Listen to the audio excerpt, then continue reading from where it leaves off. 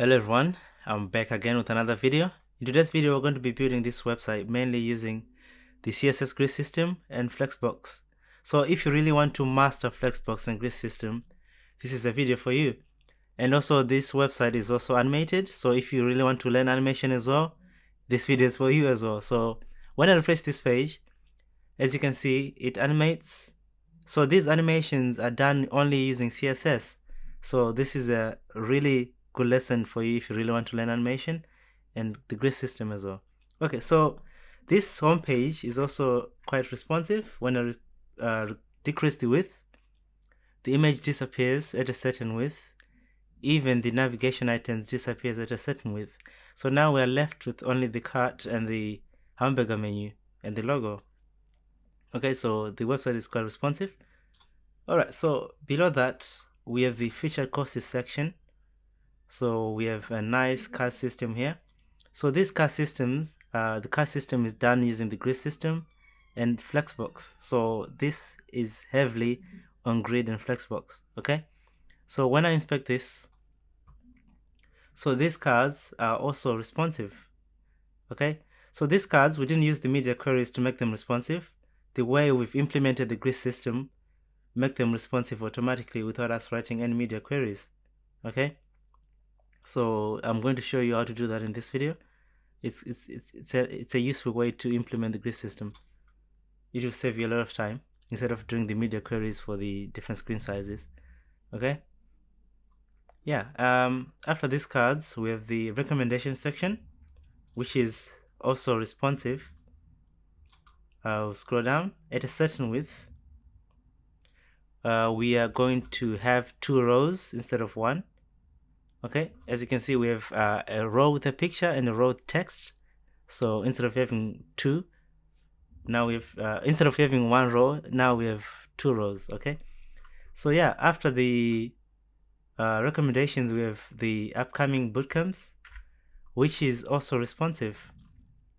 We did that using the CSS Grid and Flexbox. Okay, so it's adapts depending on the screen that you are using. And also these grid items are not using media queries to make them responsive. Okay, they're automatic.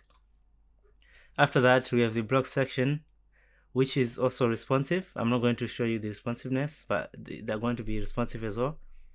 After the block section, we have the contact section, which is also responsive. And also now we have the footer. Okay, so for the footer, this is just placeholder dummy data. You can use any data that you want to use, so it's just placeholder. And then yeah, we have the footer section now. So yeah, you can take the responsiveness of this website to another level if you want to. Okay, I showed you all the ways to do responsive elements. So if you want to make some elements more responsive, you can do that. You can go deeper if you want to, but I showed you like the basic ways to do that. Okay, even the animations. In this video, we're going to do animations, and then you're going to learn a lot about animations. You're going to be able to do your own animations without me telling you what to do and stuff. So yeah, I'll see you in the video. But please, before we get into the video, don't forget to like, comment, and subscribe. Okay, so I've already included the images that we're going to be using. So it's just a bunch of images. And then I have styles. So these files are empty. I just created these files to save you time for me creating this in the video. And also I have a basic HTML page. There's nothing here. I'm just going to open this with live server. Okay, so there it is. It's empty. Okay, so now let's start by getting some fonts. I've already downloaded the fonts that I'm going to use in this project. So these are the fonts. We're going to use Montserrat, and what else? We're going to also use Poppins. Okay, so just go to Google Fonts. Go to Google Fonts. I think the ones that we need in this video, it's Poppins. So I don't know how to spell it. So this one, yeah. So get the font size that you want to use. Okay, and then just copy this, and then you paste it here, up here. So that's what I've done. There it is. Okay, I didn't want to do that in the video, so just to save you time. Okay, and also I've created 3 CSS files, and then I link those files here. So this is a way to link up CSS files, so it's quite easy to link. So for example, this media, I can just say link, and then I'll look for the directory where the media file is. It's inside the styles, and then I'll just put media, and then I've linked the media file. Okay, so now before we do anything, so actually I think that's it. Yeah, that's it. Now let's start building the website. So I'm going to start by creating a header. So let me show you the finished product. So we have this header, so this is the header, and then we have a navigation, and then we have the body content. So we have left side and right side. So for this one, the best solution would be to use a grid. So we have this one column and then another column for this one. Okay, and for the navigation, we're going to be using flex, and then we're using just fair content to space between. So it's going to space this content, the logo, the middle content, and the cart. Okay, so let's get started. So first off, I'm going to create a new class. Actually, it's a header, and then I'm going to name this header. Okay, so inside the header, as you can see, we have the navigation, and then we have the body content. So here I'm just going to say we're starting with the navigation dot nav. Actually, it's nav dot navigation. Okay, so we're giving a class of navigation because it's a navigation, and then in the navigation we have the logo. So give it a class of logo. So for the logo, I'm just going to go to the images folder. I'm looking for the logo SVG. I'm just going to copy this SVG code, because for some reason when I use an image and then include that image, it's not working. So the solution for this one, unless if you're using a different image, it will work, but I'm using this SVG that I've created, so it's not working properly unless I use the SVG code instead. Okay, so I'm just going to use the SVG code instead of using it as an image. Okay, so when we go to the preview, I'm going to reopen this. So this is the logo. Okay, so now we have the logo. After the logo, we have the UL nav items. So this is going to be a container of our navigation items, all of the links that we're going to be using. Okay, so I'm going to do li dot nav item. So each item is going to be an li, and then in here we're going to have an anchor tag, and then hash. It means it doesn't go to anywhere, it doesn't lead to anywhere, it only leads to the home page. So here this one is going to be called home. Okay, so duplicate this multiple times to create more nav items. Okay, I'm just going to paste in some nav items to save you time.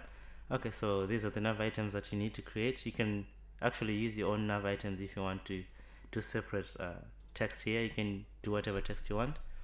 After that, after the UL, I'm going to create a cart. So it's a div called cart. So this one is going to contain that trolley that you see in the menu. Okay, so that trolley is basically an image. You can use you can design your own trolley, you can use an SVG, whatever, but I'm just going to use an SVG image, img trolley. So that's the image we're going to be using. And then when the trolley is not showing. I think the color is white for the trolley because we haven't done the styles yet to style the colors for the body, so you cannot see it, but it is there. It's just white. We just need to style the page a little bit. Okay, so now let's go to styling. So the main styles are going to be in this file, the style.css. Okay, so let's start with the body. So for the body, remember the font we're using is Poppins, so that's going to be the primary font, Poppins. And then the color, the main color of our website, the text, I want it to be white. And then the font size, for now, font size is going to be 1.2 rem. You can use any value that you want that fits your need. And then the background color is going to be #22. actually hash 2323 and then 3b, I think. Okay, so there is our background color. Okay, so now as you can see, the trolley is showing now because the color is white. Okay, so now I want to start with the navigation. Actually, before we do anything, look at this page. There's spacing around this content. So by default, the browser is going to give us a margin and a padding. So we want to get rid of this margin and padding. So let's select everything. So the star means select everything, and then we're going to reset the page margin. We're going to set margin to 0, padding 0, box sizing to border box, and then list style to none. So the list style is going to get rid of this bullet point, and then text decoration is going to get rid of the underlinings, and then text decoration to none. Okay, so it's going to get rid of the underlinings and the bullet points. As you can see now, there's no space around the items. Okay, so now I'm going to select the navigation. Okay, so I select the navigation. I'll say display flex to put everything side by side. So now it's side by side. So to make sure it's spaced out, so we're going to do justify content space between, so it will space everything out. So as you can see, the troll is here. Okay, so the navigation is going to have a mean height of 10 VH. So that's the minimum height of the navigation. And then border bottom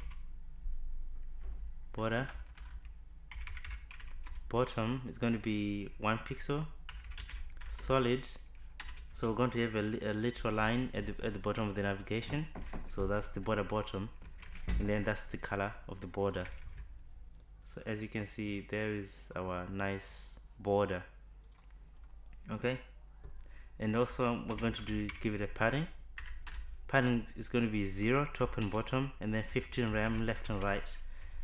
Okay, so because we want some space left and right. Okay, and then we also want to align items to center. Alright, so now we've aligned items to center. We just need to also select the nav items dot nav items. So the nav items is the UL, which is the parent container of the nav items. We're also going to do display flex and then align items to center. Okay,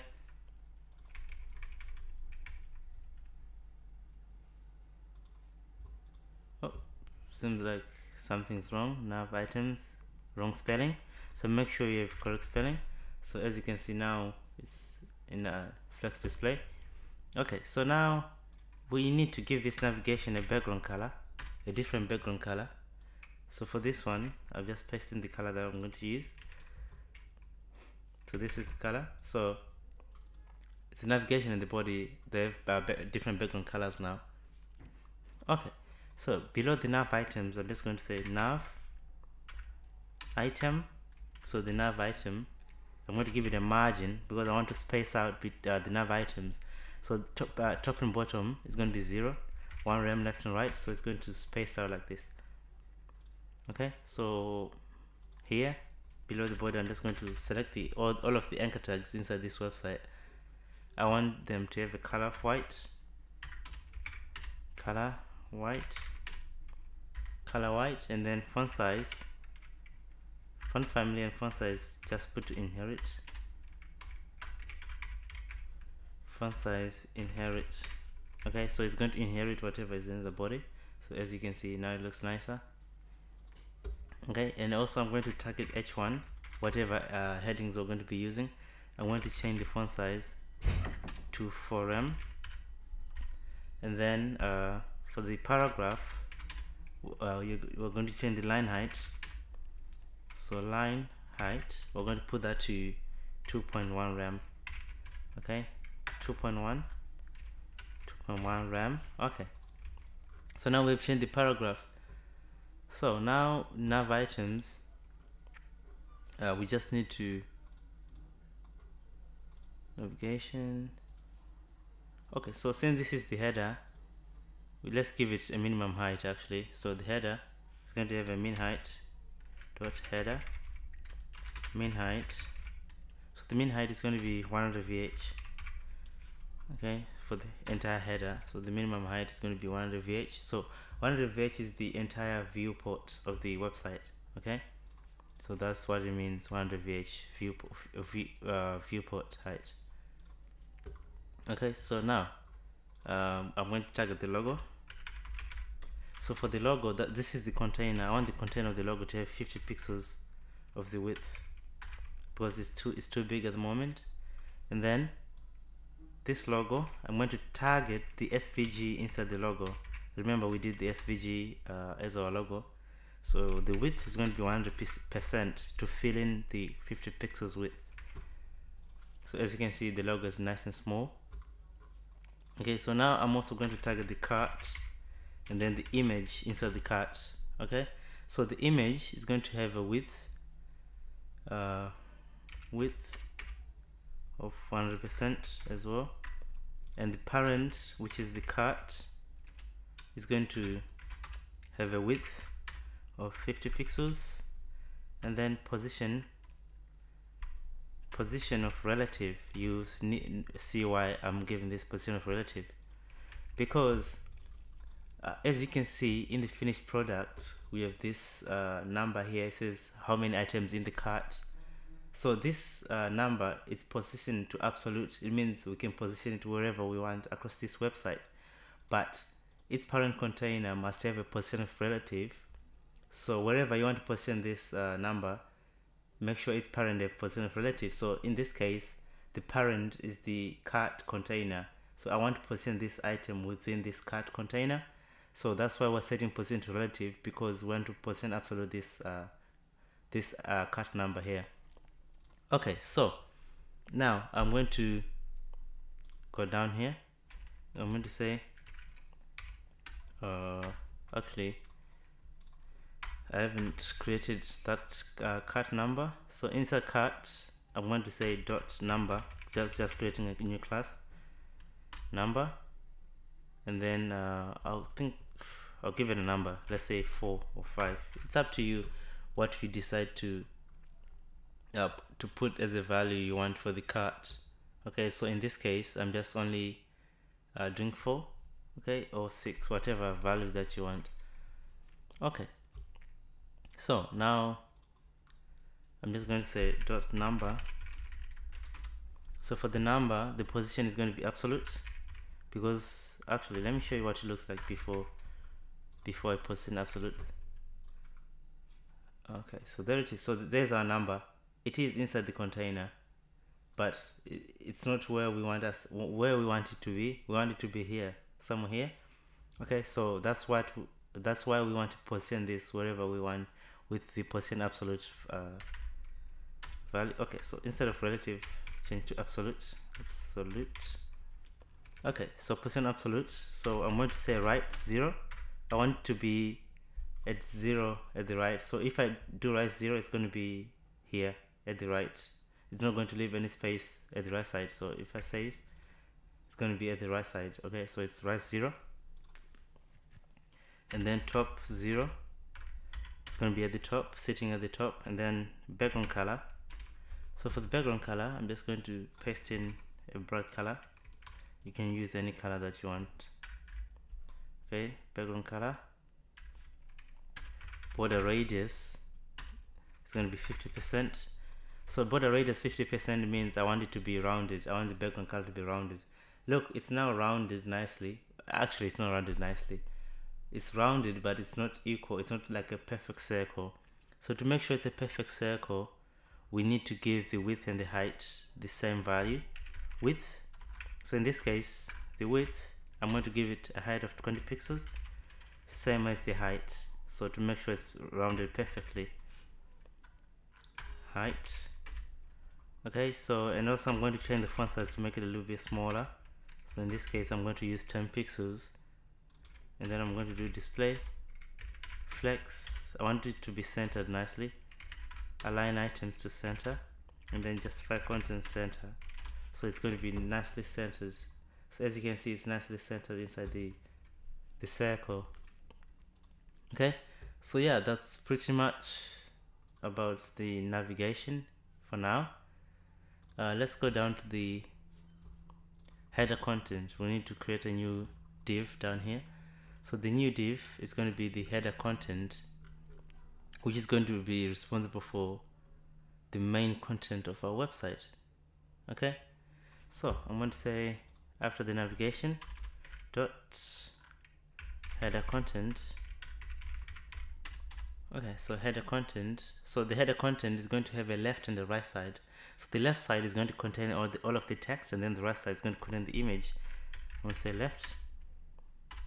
Okay, so for the left, inside the left, I'm going to have a parent container called left content. Left content. In the left content, we're going to have h4, and then it's going to have a class of small title,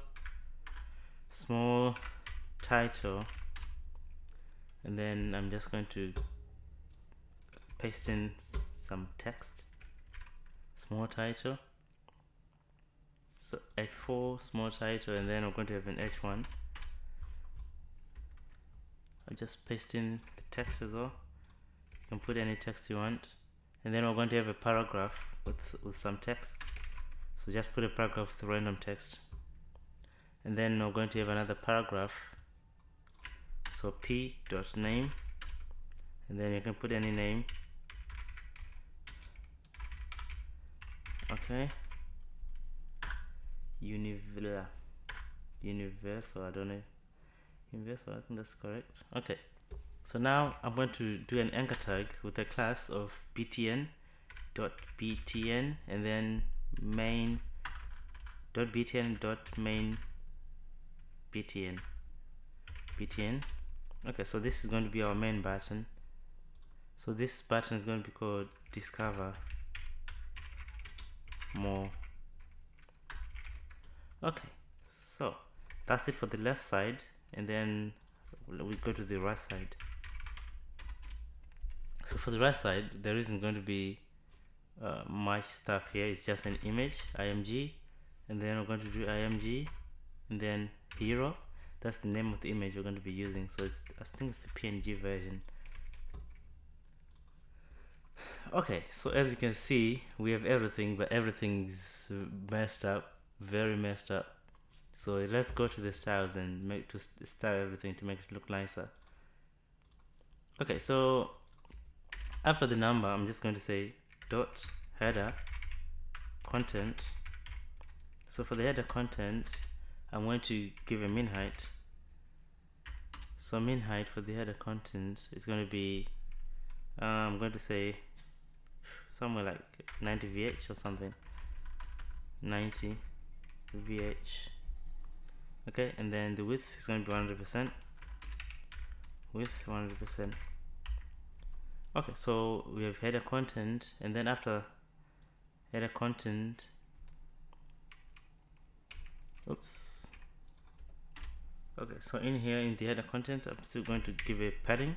If you remember, the padding is 0 top and bottom, and then left and right is going to be 15 RAM. So we want the content to have some padding to the left and right side. Okay, so padding, and then we're going to have a display of grid. We're going to display grid. So we're going to have 2 columns, as I said initially. We're going to have one column here and another column for the image. So 2 columns. We're going to do grid template columns. We're going to do repeat. We're going to have 2 columns, and then whenever they're going to have equal sizes. Okay, and then we're going to do background image. We're going to give it a background image. So the background image is going to be URL, and then .img, and then the image we're going to be using for the background is called bg. So that's the background image. Okay, so now with the background image, there it is. It's showing. Let's just change this background position. background position to center, not curve, center, background position to center, and then background repeat. We don't want the background to repeat, so we're going to say no repeat, no repeat, and then we're going to change the background size to contain. Okay, so we don't want it to scale, we just want to leave it as is. Okay, so now we can't really see it at the moment, but we're working on it. Okay, so now I'm gonna go to the left. So for the left, I'm going to give it a position of relative because we want to position absolute some stuff in there. Okay, and then we have the parent of left content, if you remember.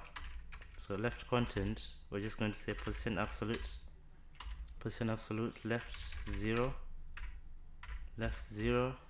So for top, it's going to be 10%, and then width, it's going to be 97%, because I want to leave some space to the right side. Okay, yeah, we can't really see much because of this image. Actually, let's start by doing the image, because this is quite an ugly side to see. So I'm going to say do right. So for the right position is going to be relative, because we're going to absolute some stuff in there as well. Okay, so dot right. I think we have hero in the right, yeah. So the hero, I think it's the image, so give the image a class of hero. Okay, so now the image is a class, we just need to position absolute the image as well. Position absolute, we want to position wherever we want inside the grid item. Okay, so top is going to be 15%, top 15%, and then the right is going to be 0, so we're going to leave any space at the right side, and then the width is going to be 95%. Okay, so now I'm going to save this. Okay, so now the image is nicely, the size is now better than what it was before, so now we can see our content nicely here. Okay, so now let's continue styling the left content. Okay, so now I'm going to target the paragraph inside the left content. I want it to give it a padding. So the padding is going to be 1 rem top and bottom, and then 0 left and right. Okay, and then I'm also going to target the name class inside the left content. So the name class is going to have a color of white, opacity is going to be 0.7, and then margin bottom, margin bottom is going to be 2 rem. Okay, so these values are random, you can put any values that you see fit for you. Okay, and then I'm going to target the btn,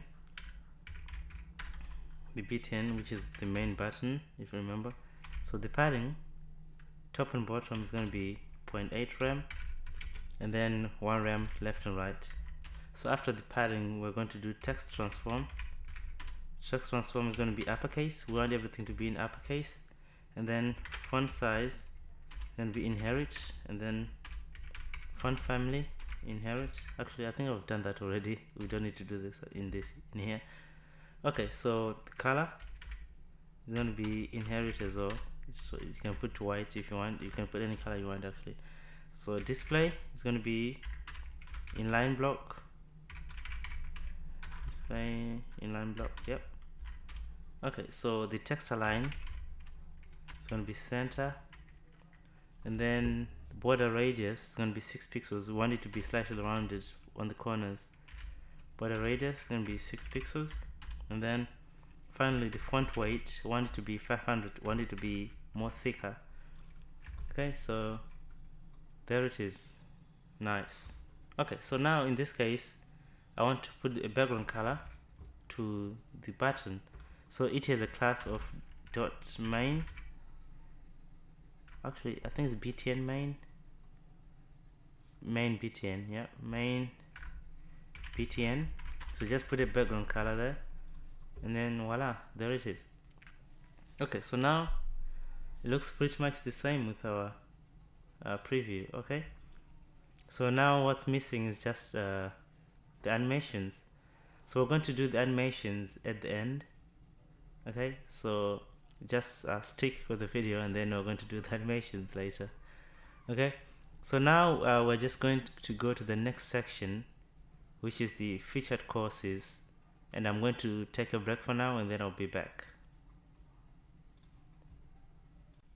Okay, so I've missed something here. As you can see from the finished website, we have an underlining here. Okay, so here I forgot to put that, so let's do that. So the class name, I believe, okay, let's just do here. So the class name is small title for that. Okay, so I'm just going to have a border bottom. This is only a border bottom. So this is the color of the border bottom, and then the display, it's going to be inline block. Let me show you why I'm doing display inline block. So when I save this, as you can see, the border is covering the entire width. Okay, so if I do display inline block, it's going to only surround the text, only the area where there is text. So if it's like this, it's not going to go all the way here. It's going to only end wherever the text end. Okay, so let's do display inline block. Okay, so now as you can see, it's not going all the way to 100%. Okay, and also I'm going to give it a bit of padding. I want to space out between the border and the text. So the padding top and bottom, I'm going to give it I don't know, actually not top and bottom, it's only padding bottom. I'm going to give it 0.4 rem, something like that. And then I'm also going to give it margin bottom as well. Margin bottom, I want to space out the text and the main text. I want to space out this text and the main text. Okay, so that's why I'm giving margin bottom of 4 rem. And then font weight, I want it to be 500. Font weight 500. So there it is. Okay, so it looks pretty much the same really. Okay, so yeah, now let's go back to the HTML. So in the HTML we need to create a main. So now we finished with the header, so it's time to create a main. Okay, a main section which is going to have all of the content of our body. So after the header, we're just going to say main content. It's going to have all of the main content. That's where it's going to be in the main. Okay, so in the main, I'm going to have a section with a class of section and another class called featured. So we're going to have featured section. So section and featured. Okay, so we have two classes for that. Okay, so in this section, I'm going to have a div called title. It's going to be the main title, and then an h2, this one, let's say maybe title 2. I can't think of any good names, so it's up to you what you decide to name the class name. Okay, so just make sure you don't forget the class names as you're following this video. Okay, so, and then we're going to have a paragraph which is going to be featured paragraph. So that's the name of the paragraph. I couldn't think of anything. Okay, I'm just going to paste in some text. You can generate some random text with lorem ipsum. And then I'm going to have a button container, btn con, stands for container, button container. So I'm just going to copy the main button. So the main button, it is a class of btn, and then another class of main btn. Okay, so we've already created this button already, so we don't need to recreate this again. We just need to copy the class names to reuse this button. So this one is going to be view all courses. Okay, so that's the button responsible for viewing the courses. Okay, so now let's just save this. So there it is. So there's our button. So as you can see here, we are reusing this button right here. Okay, so let's go to the styles. In the styles, I'll put a comment here. I'll just say maybe sections or something. It's you can decide whatever you want to put for the comments. So I'm just going to name it sections. Okay, so I want to give these sections some padding as well. Padding. It's a class of section. Can't spell section. Section. Okay. So we're going to give it a padding. Top and bottom is going to be 8 RAM, and then 15 RAM left and right as usual, because we want to give some spacing around. Okay, as you can see, we have left and right space. Okay, and also we're going to give it a different background color. So it's going to have this background color here. Okay, so it's different from the main background color. It has a different background color. So I'm going to target the title, text align to center. So the title is going to have a text align of center. Okay, and also after the title we have title 2.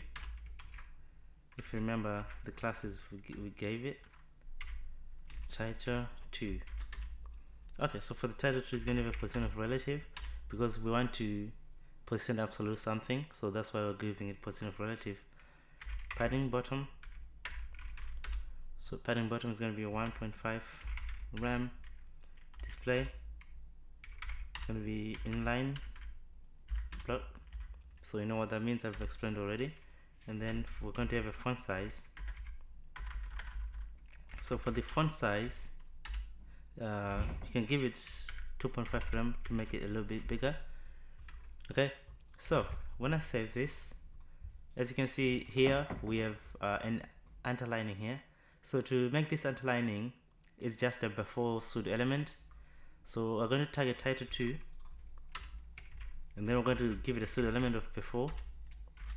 Okay, and then we're going to give it a content of an empty string. Because we want to style this however we like. Position is going to be absolute. Left is going to be 50%. Left 50%. Bottom is going to be 0. Bottom 0. Width is going to be 50% of the width of the parent. So 50% is coming from the parent container. Okay, and so for the height it's going to be 2 pixels. And then we just need to give it a background color. So background. Okay, so there it is, but it's not nicely centered. We want it to be centered here. So to center this, to make sure it's nicely centered, we need to transform this.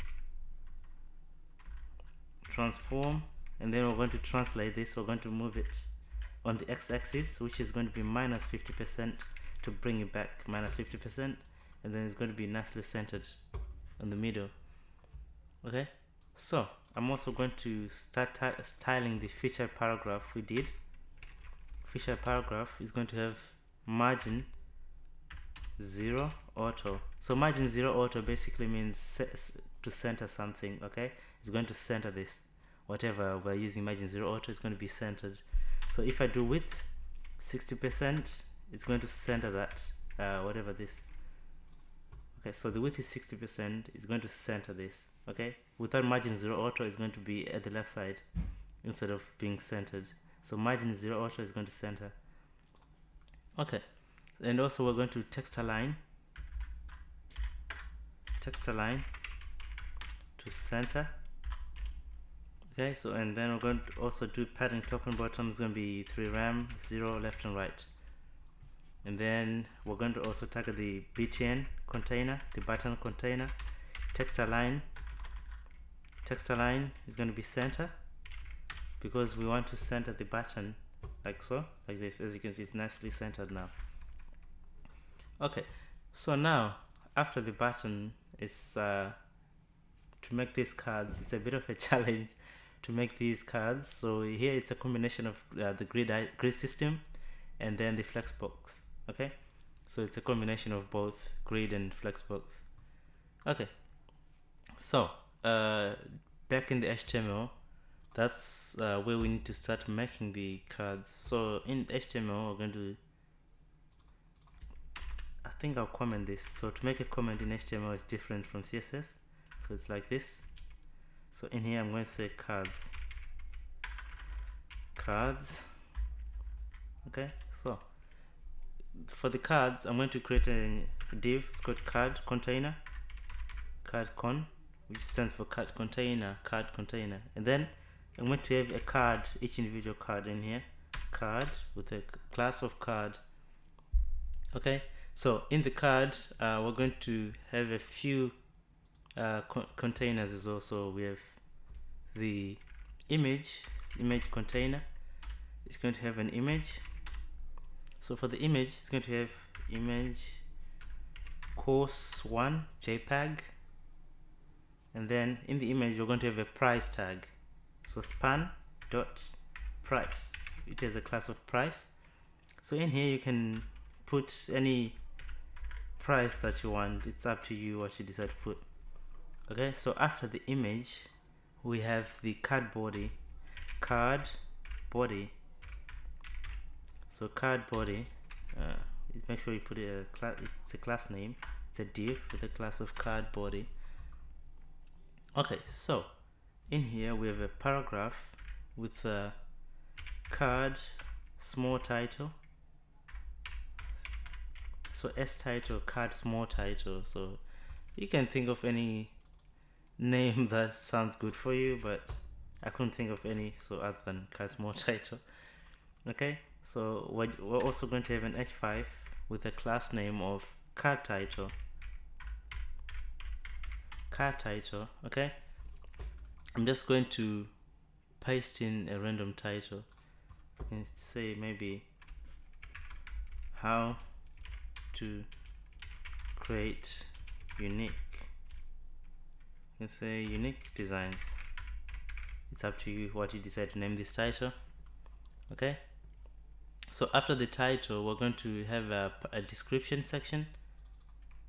I'm just going to paste in some lorem. So I'm going to say actually it's a paragraph p.card description disk. So for description I'll paste in some lorem text. Okay, so after the card description we're going to have the rating. So here, so this is the card description, right? And then this is the rating. So we have rating. Okay, so card body, we're still in the card body, and then we have rating. Okay, so for the rating is basically some images for the stars. So we're going to have a class of stars. So it's basically some images, right? So img star.svg. So I did these stars in Figma, and then I've colored them yellow, and then you export the SVGs. So I'm going to copy this 1 2 3 4. So I have another star which is half. Okay, it's half rated star. So we have empty, half. So you can choose to use a half or empty depending on what rating you want to use. So in this case, this one I used half, and this one I used half, and this one I used full stars, and then this one I used empty star. So I have different kind of stars. So here I'm just going to use the half one. Okay, so after the stars, but we're still inside the rating, we have the reviews. Okay, so for the reviews I can say it's a paragraph P. So for the reviews I'm just going to say something like maybe 450 reviews or something. So this is this bit here. Okay, for the reviews. Okay, so after the rating, actually after the card body, we have the bottom section here. Okay, so rating, card body, and then we have the card bottom section, which is where the likes and the duration are. And then it's going to say card bottom, like so. So this card bottom is, this container here storing or this button and the like. Okay, so for the card bottom, that's the last one we're going to do for the card. So we have a class of duration. So duration is going to store the duration icon, okay? And then in the duration we have another class called time. So inside the time we're going to have an image. This image is going to be img time.svg, which is the duration icon. And then below that we're going to have a paragraph. So here's our duration. You can say maybe 4 hours and maybe 45 minutes or something like that. Yeah, it's up to you how you decide to name it for hours. Okay, so we have the time inside the duration, and then we have likes. So for the likes, it's basically another image. We're going to say img, and then a brief with hat to say svg, and then for the likes I'm going to say paragraph, and then I'll say 1.45k likes, something like that, 1.5k. Okay, so now duration. After the duration, we're going to have an anchor tag with a class of btn enroll. So this is for the enrollment button. So we're going to give it a hash. It's not going to go anywhere. So this one is going to be enroll now. So that's for the button right here, this one. So it has a class of enroll. So as you can see now, there it is, enroll now. It's wrong spelling. Enroll now. Okay, so now we just need to work on the styling for this one. Okay, so for us to see how the styles are being applied, because we're going to be using a grid, let's duplicate this card. So let's have 3 cards for now. So look at this card. I'm going to collapse the card, and then I'm going to copy this 2 times, 1, 2. Okay, so now that I have 3 cards, so as you can see, we have card container, and then we have a card component inside. So in here we have 3 components, 1, 2, 3. Okay, so when we go to the styles, that's where the magic is gonna begin. Okay, so we're going to say dot cards container container. Okay, so in here we're going to do a grid as usual, display to grid. Okay, so we're going to say grid template rows is going to be auto. We're going to have automatic, so our grid is going to be automatically responsive. That's why we're going to use template rows to auto. And then grid template columns. So the columns is going to be repeat. So it's going to be autofill. We want this grid to be responsive without us putting media queries. Okay, it's going to save us a lot of time. So autofill, it's going to autofill. And then min max. So the minimum width of this grid is going to be 395 pixels. That's going to be the minimum width of the grid item. Okay, and then it's going to be 1FR. It means all the grid items are going to be equal in size. So that's what this 1FR stands for. And at least all of them, they're going to have a minimum width of 395 pixels, all of them. And then they're going to have equal size, all of them. Okay, so when I save this, nothing happens. I think I didn't save the index HTML. I'll save the index. Nothing happens. I think the class name cards container. Yep. So make sure the class name matches. Okay, so now we have 3 items. Okay, when I inspect this, let's see what the grid looks like. Oh, let me just double check if I'm recording. Okay, it is. Okay, so now let's see the grid. So our grid is working, but everything is just doesn't look right. but this grid is auto fill, right? So look, when I decrease the width, it's going to automatically become responsive. As you can see, we have 2 items right now, and now it's 1, and then they're going to be one after another. It's automatically responsive because we're using the min max and autofill. Okay, alright, so now let's try to style the images to make them fit the width of the container. Okay, so but before we do that, let's give this grid a gap.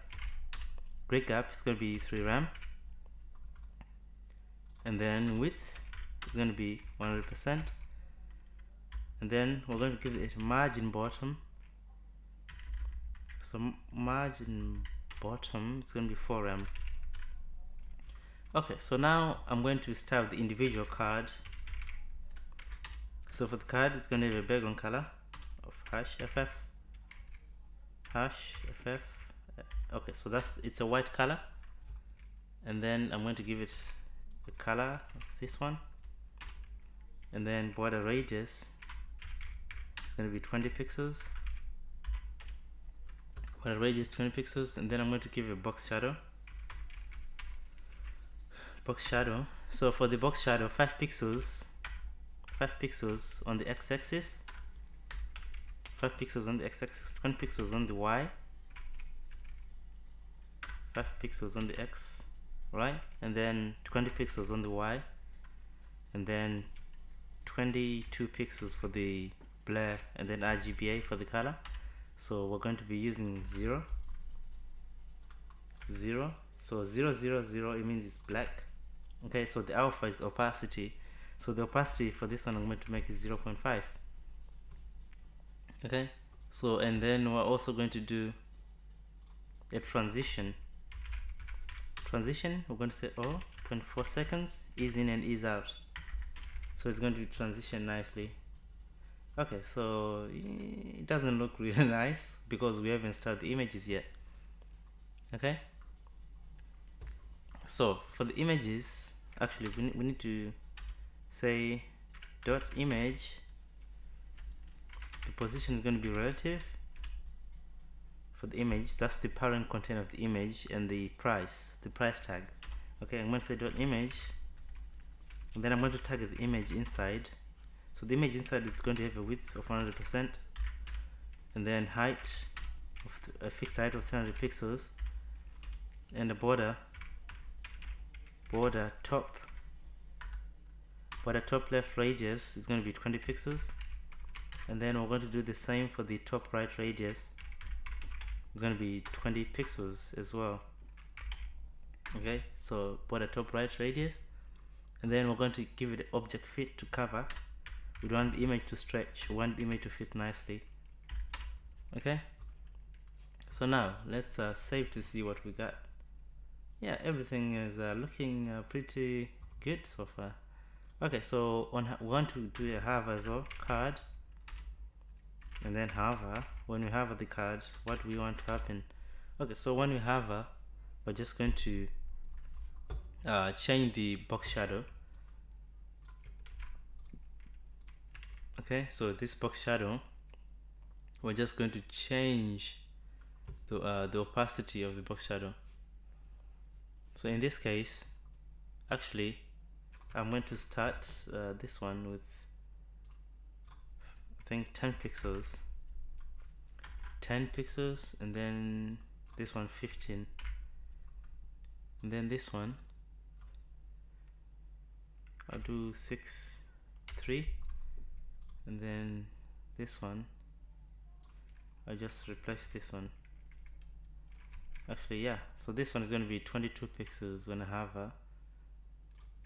Okay, let me see. Yeah, it's subtle, you don't really see it, but it's there. So I'm going to reduce this as well. So this one I would say 0.4, just to make it okay. It is there, but it's subtle, so that's how it should be in this case. Okay, so now we've done the image.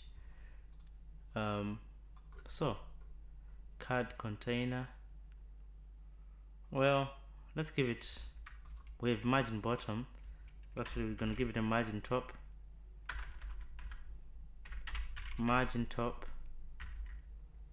of 6 rem. Okay, alright, so now let's target the paragraph card P, the paragraph inside the card. So we want to give it a color, hash 55. Okay, and then dot card body, I believe that's what I've named it. Card body, the padding is going to be top and bottom 2 rem, and then left and right is going to be 1 rem. Okay, so now let's target the price. So this price is somewhere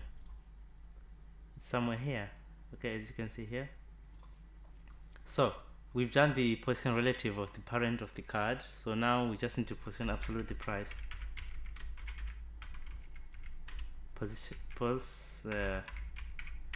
absolute for the card, and then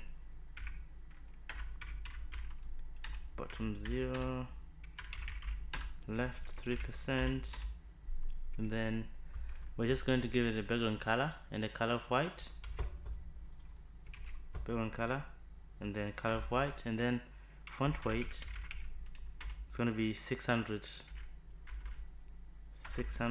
want it to be thicker, 600, and then a padding, top and bottom is going to be 0.5 rem, and then left and right is going to be 0.95 rem. Okay, so now I'm going to save this. Okay, so there it is, there's our price. So now let's work on the styling the card body. Let's do more styles there.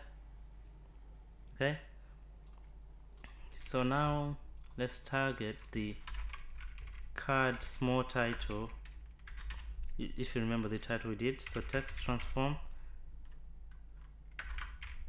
is going to be uppercase, and then font weight is going to be, well, 500.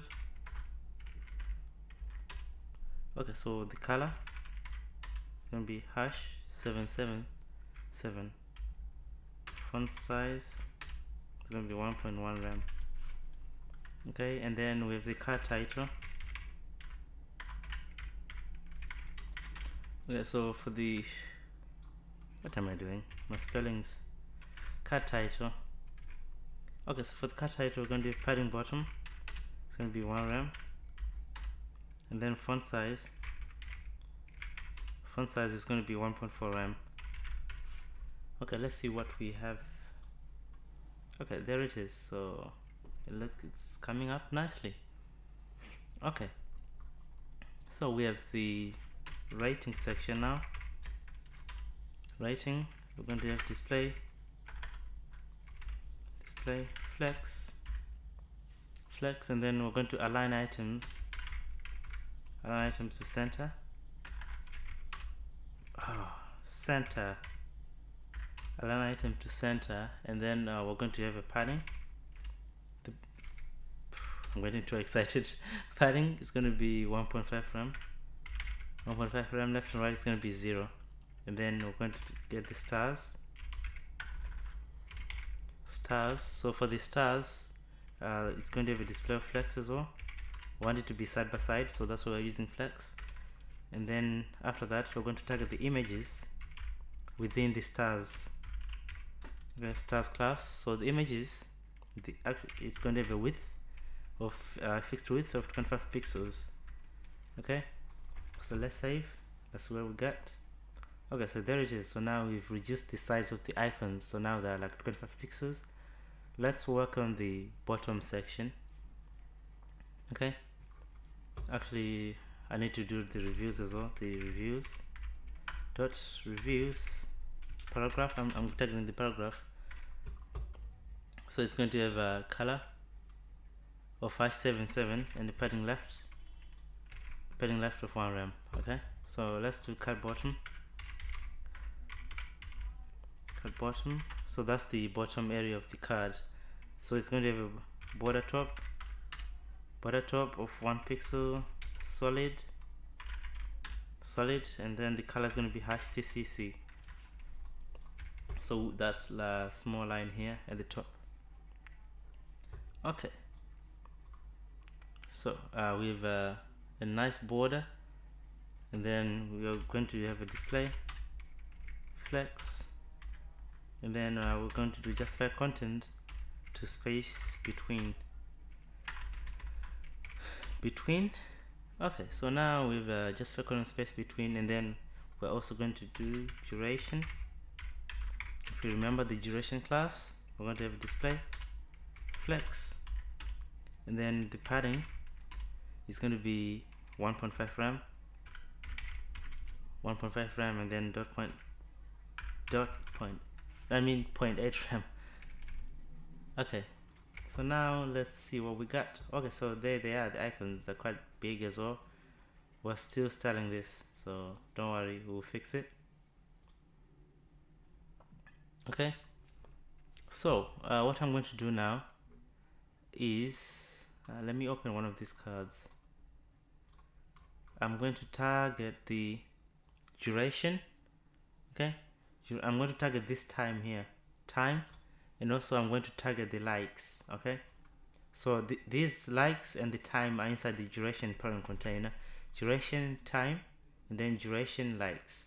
Okay, so I'm going to say I'm going to target the duration dot time. Okay, so the time is inside the duration, and also I'm going to target the duration dot likes. I want to style this the same styles, so that's why I'm doing this. I'm targeting the time and the likes inside the duration. Okay, so it's going to have a display flex, align items to center. Okay, so now let's see. So there it is, align items to center, and then now I'm just going to target the time. So the time is going to have a padding right of 1.4 RAM. You can change it to whatever spacing you like. Okay, so now we have a bit of spacing. Okay, cool. Now let's target the image dot duration image. So this image is the icon. Okay, so the width is going to be 20 pixels, and then margin right is going to be a small margin. Okay, so now the images the icons are quite small. They look decent, so now we just need to work on the enroll button. Okay, so it's just simple, the btn enroll. Just copy the class name. So if you remember, btn enroll, it's the wrong spelling for enroll anyway, so it's fine. We're missing another L. Okay, so border is going to be 2 pixels, solid, hash. So this color here, that's going to be our color that. Okay, so padding is going to be 0.3 and then 1.5 RAM. Border radius is going to be 30 pixels. Want it to be rounded. Display going to be inline block. Align self, we're going to align this item self to center. Okay, so it's going to be nicely centered. Align self center. So margin right, we're going to give it a margin right as well. It's going to be 0.8 RAM. And then it's going to have a transition, because we're going to have a transition of 0.4 seconds ease in and ease out, because we're going to have this button. Okay, so btn enroll, and then hover. On hover, on hover, what are we going to do? We're just going to set the background color to this color, background color to this, and then a color, the actual color of the text is going to be white. Okay, so now let's see what we have. Okay, so now we have the enroll button. Oh, it's the finished product. So this is what we have. So enroll. Okay, so yeah, we just need to work on the hovering of this card. Okay, so what do we want to do when we hover the card? Okay, so when we hover this card,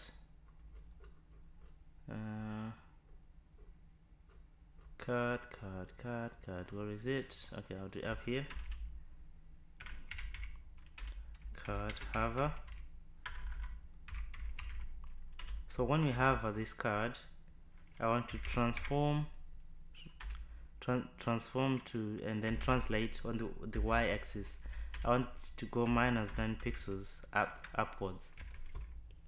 Okay, so yeah, when I hover, it's going upwards. Okay, so all you need to do now is just to change these images and the text, okay, to fit your needs. Okay, so it's transforming upwards. We can also mess around with this image here. Let me image this one, yeah. So image, so it's inside the image container. When I have this, I can mess around with, well, I can say transform, I can say scale. Okay, I can say 1. So 1 is the default, that's the normal size. When I say 1.1, I'm going to scale this image 1.1. It's going to scale a little bit. Okay, so now it's scaling, but it doesn't look nice, does it?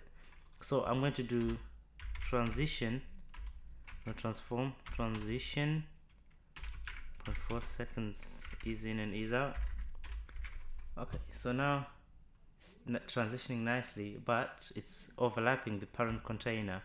So to stop this from happening, we need to go to the parent of this image and set to overflow to hidden. We don't want the image to overflow the parent. Okay, so now the image is no longer overflowing.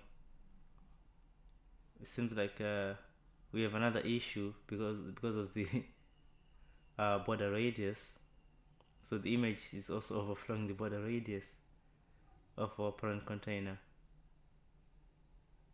Okay, let's see how we can fix this issue. To fix this issue, so this image, hold on. Border radius, image hover.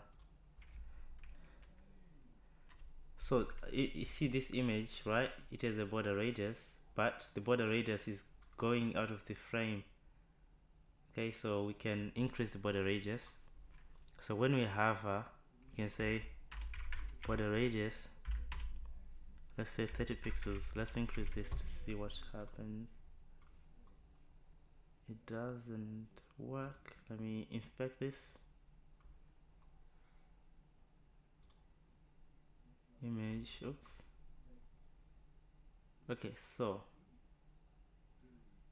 the parent container is the image. Okay, so let's give the image, which is the parent, border radius. Let's do 20 pixels to see what happens. Okay, yeah, now it's working. So the parent container has a border radius. So now get rid of this border radius in the image. Okay,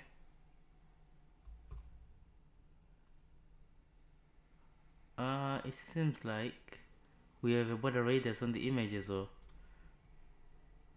Okay, so we need only this border radius for the image, not everything. We only want the top right and top left. Okay,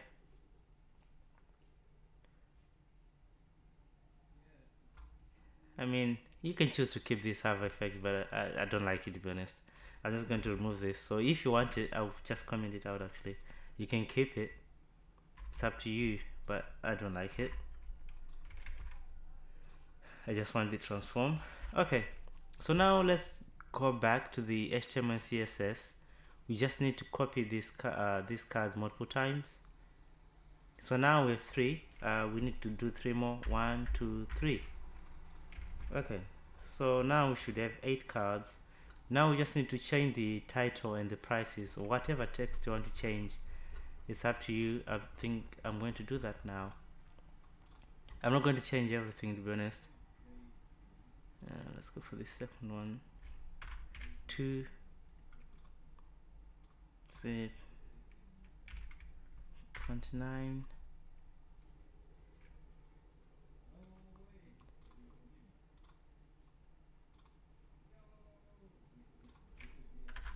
3.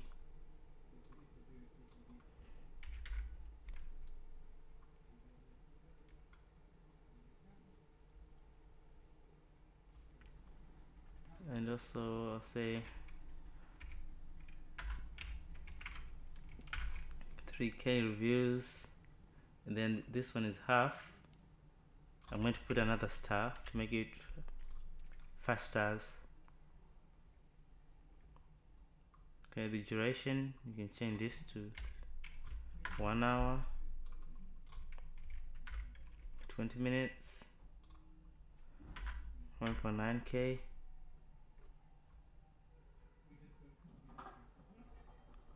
So this one I'll say 50,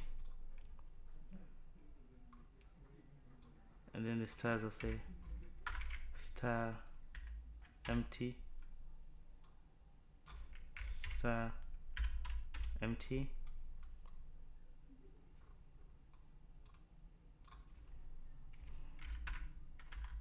$150,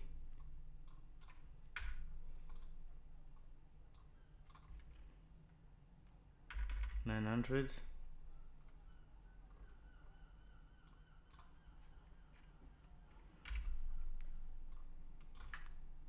350. I'll give this another star, 5 star.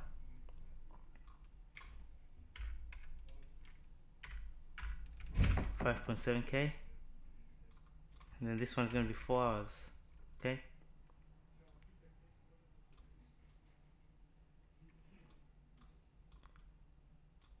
I'll say 15K maybe.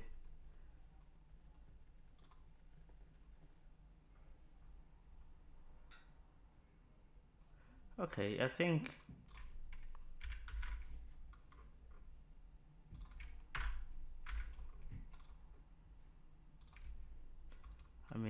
it's wasting a lot of time changing this. Okay, I'm just going to change the images, and then that's it. Well, I think I'm wasting your time trying to change to whatever images. I'll change this to maybe 5.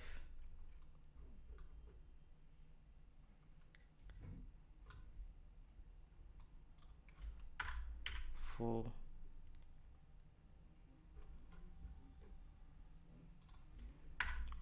2.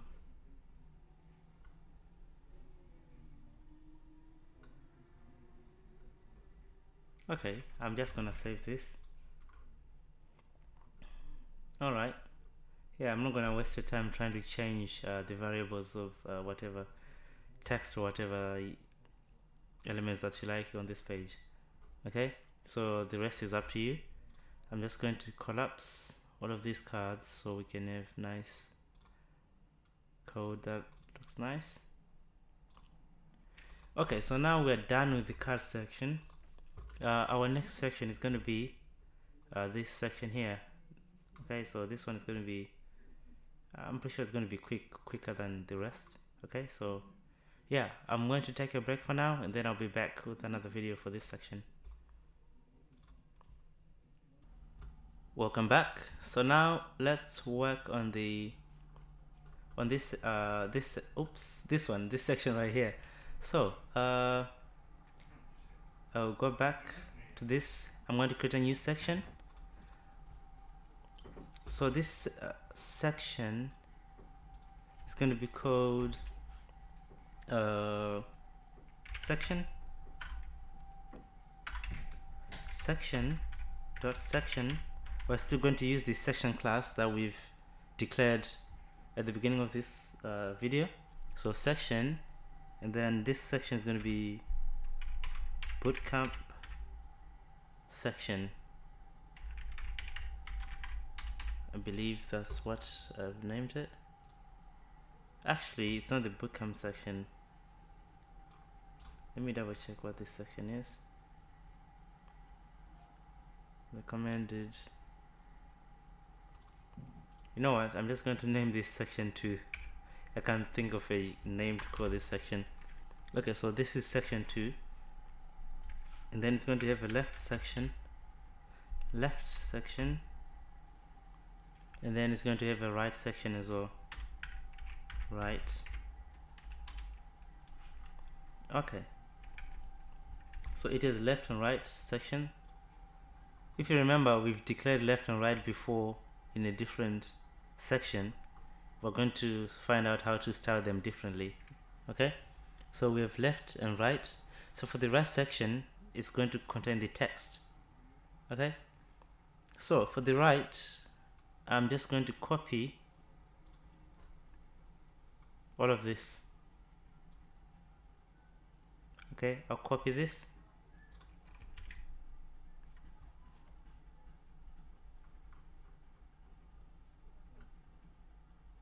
Here. Okay, so I just copied stuff that we've used before.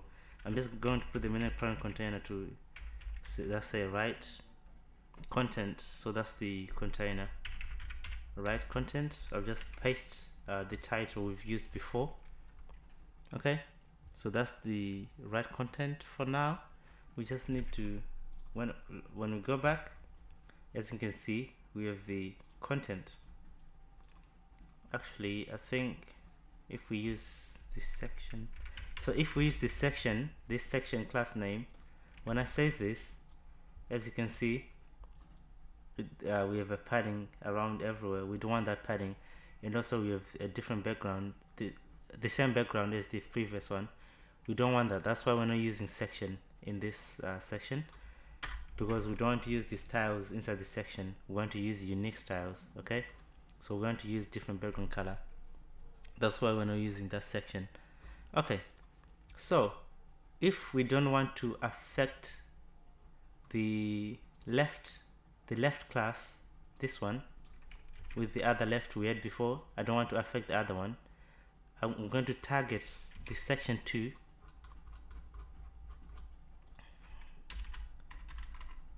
Section 2. I'm going to say section 2 and then left. Okay, because I don't want to affect the other one, left class. So I'll say section 2. I want to only affect this left inside the section 2. I don't want to affect anything else. Okay, so that's why I'm selecting this first, and then the left side. That's the only one I want to affect, not the other one. Okay, so for this section 2 left, actually let's do the section 2 first before we do the left side.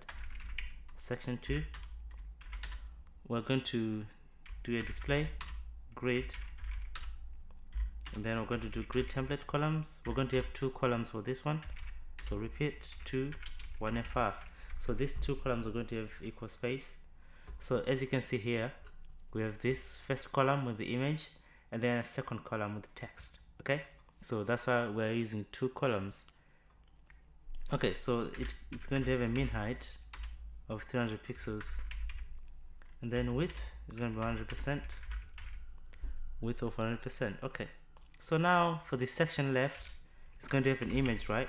So the background, we're going to have a background image, and then URL, and then .img. So in the img, we're going to look for course 5.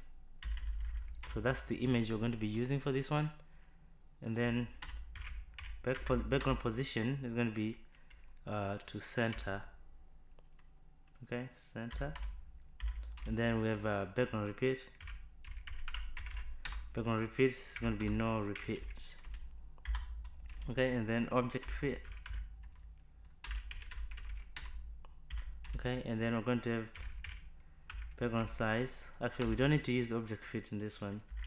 It's fine. I'm just going to leave it there. because we have the background size to cover, so there's no need for object fit. So now there is our image, there it is. So we don't have padding and margins and stuff, so that's why it doesn't look nice at the moment. We just need to work on the margin. So I'm going to say dot section 2 dot right content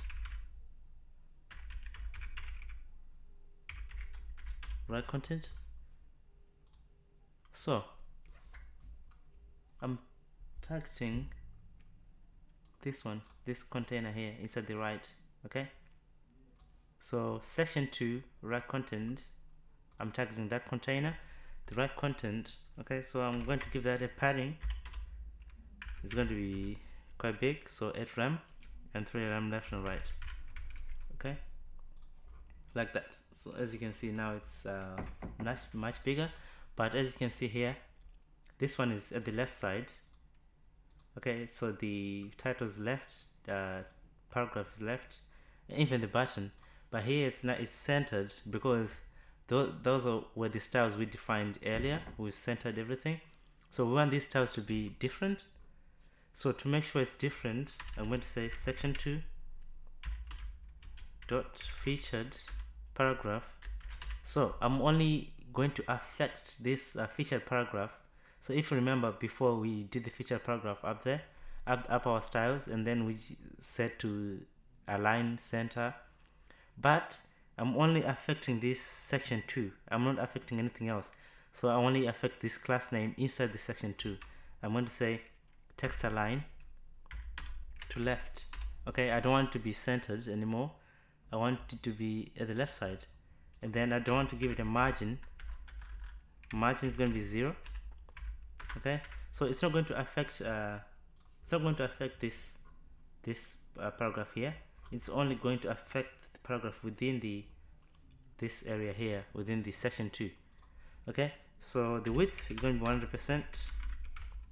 So remember, before we did margin 0 auto to center that.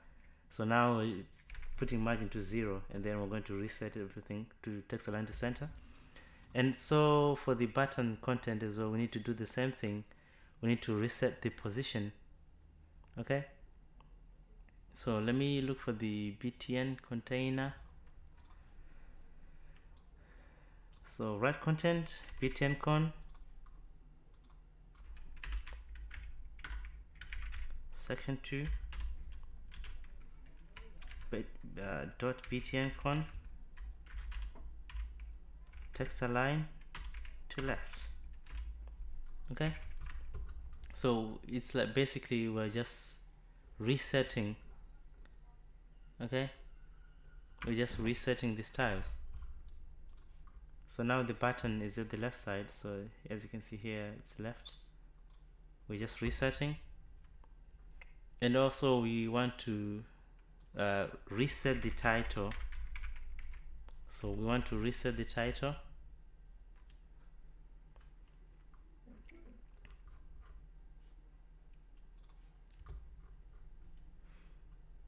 Section 2. Where's the title? Okay, there it is. So I'm going to copy this. We are just gonna reset that again. So we want it to be left. Okay, so styles, section 2.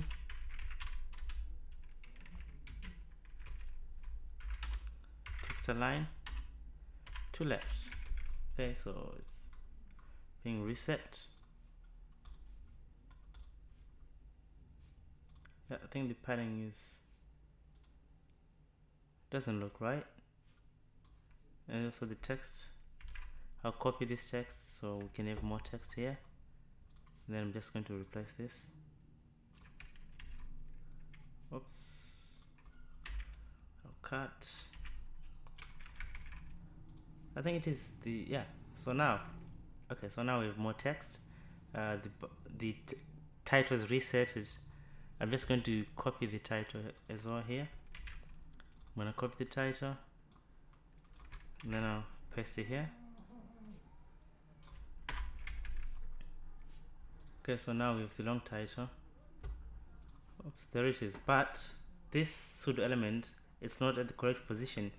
We also want this to be here 0, which is 0.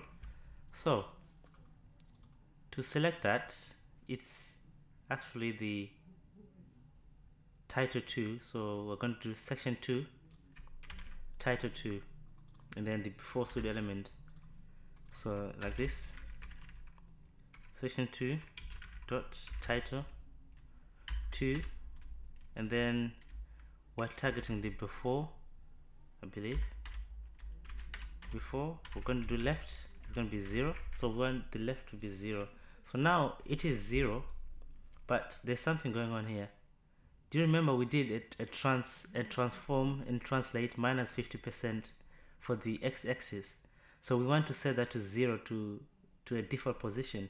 Okay, so we're going to do transform translate x. So we set that to minus 50% area, so we're going to reset that to a normal position, which is 0, and then it will be at the beginning like this. Okay, so and also we want to reduce the width of this. So here, as you can see, it's much smaller. I believe width, I can't remember what width I've used. 20% for this one.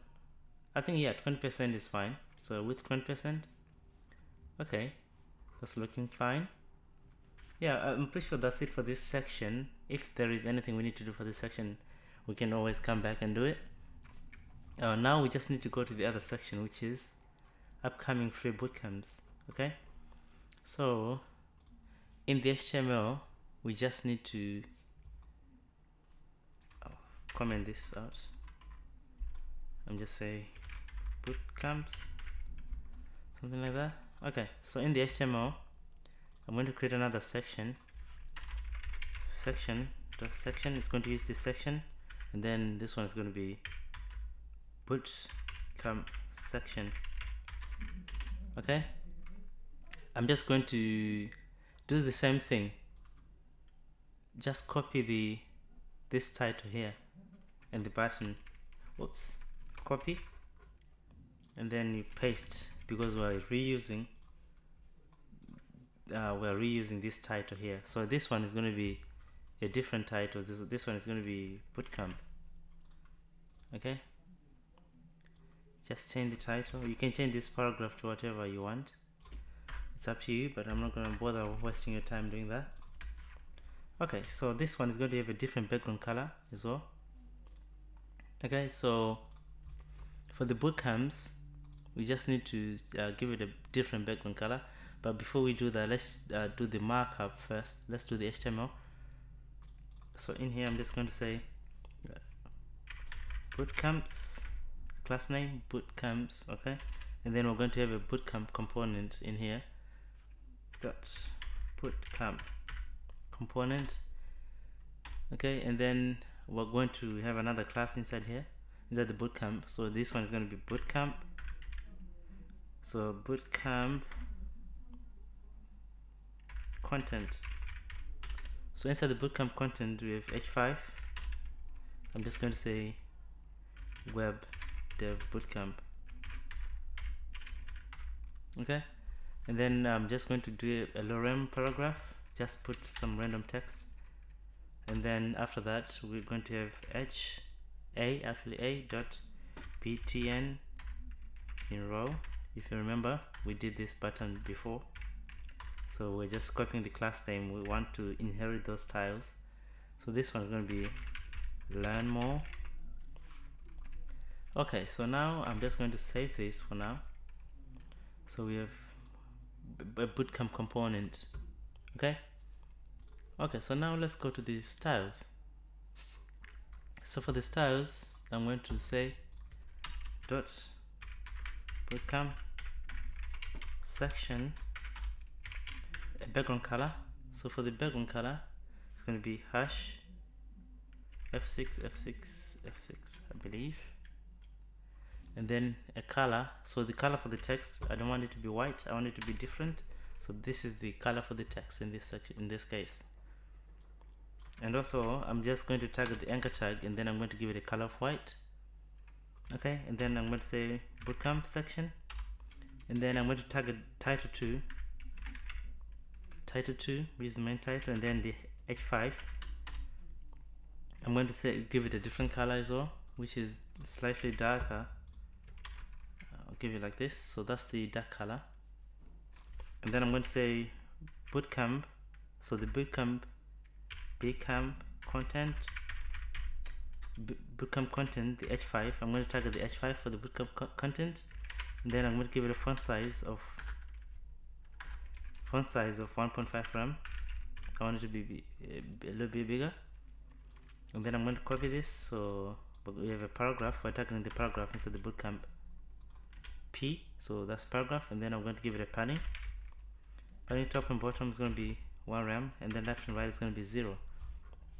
Okay, so now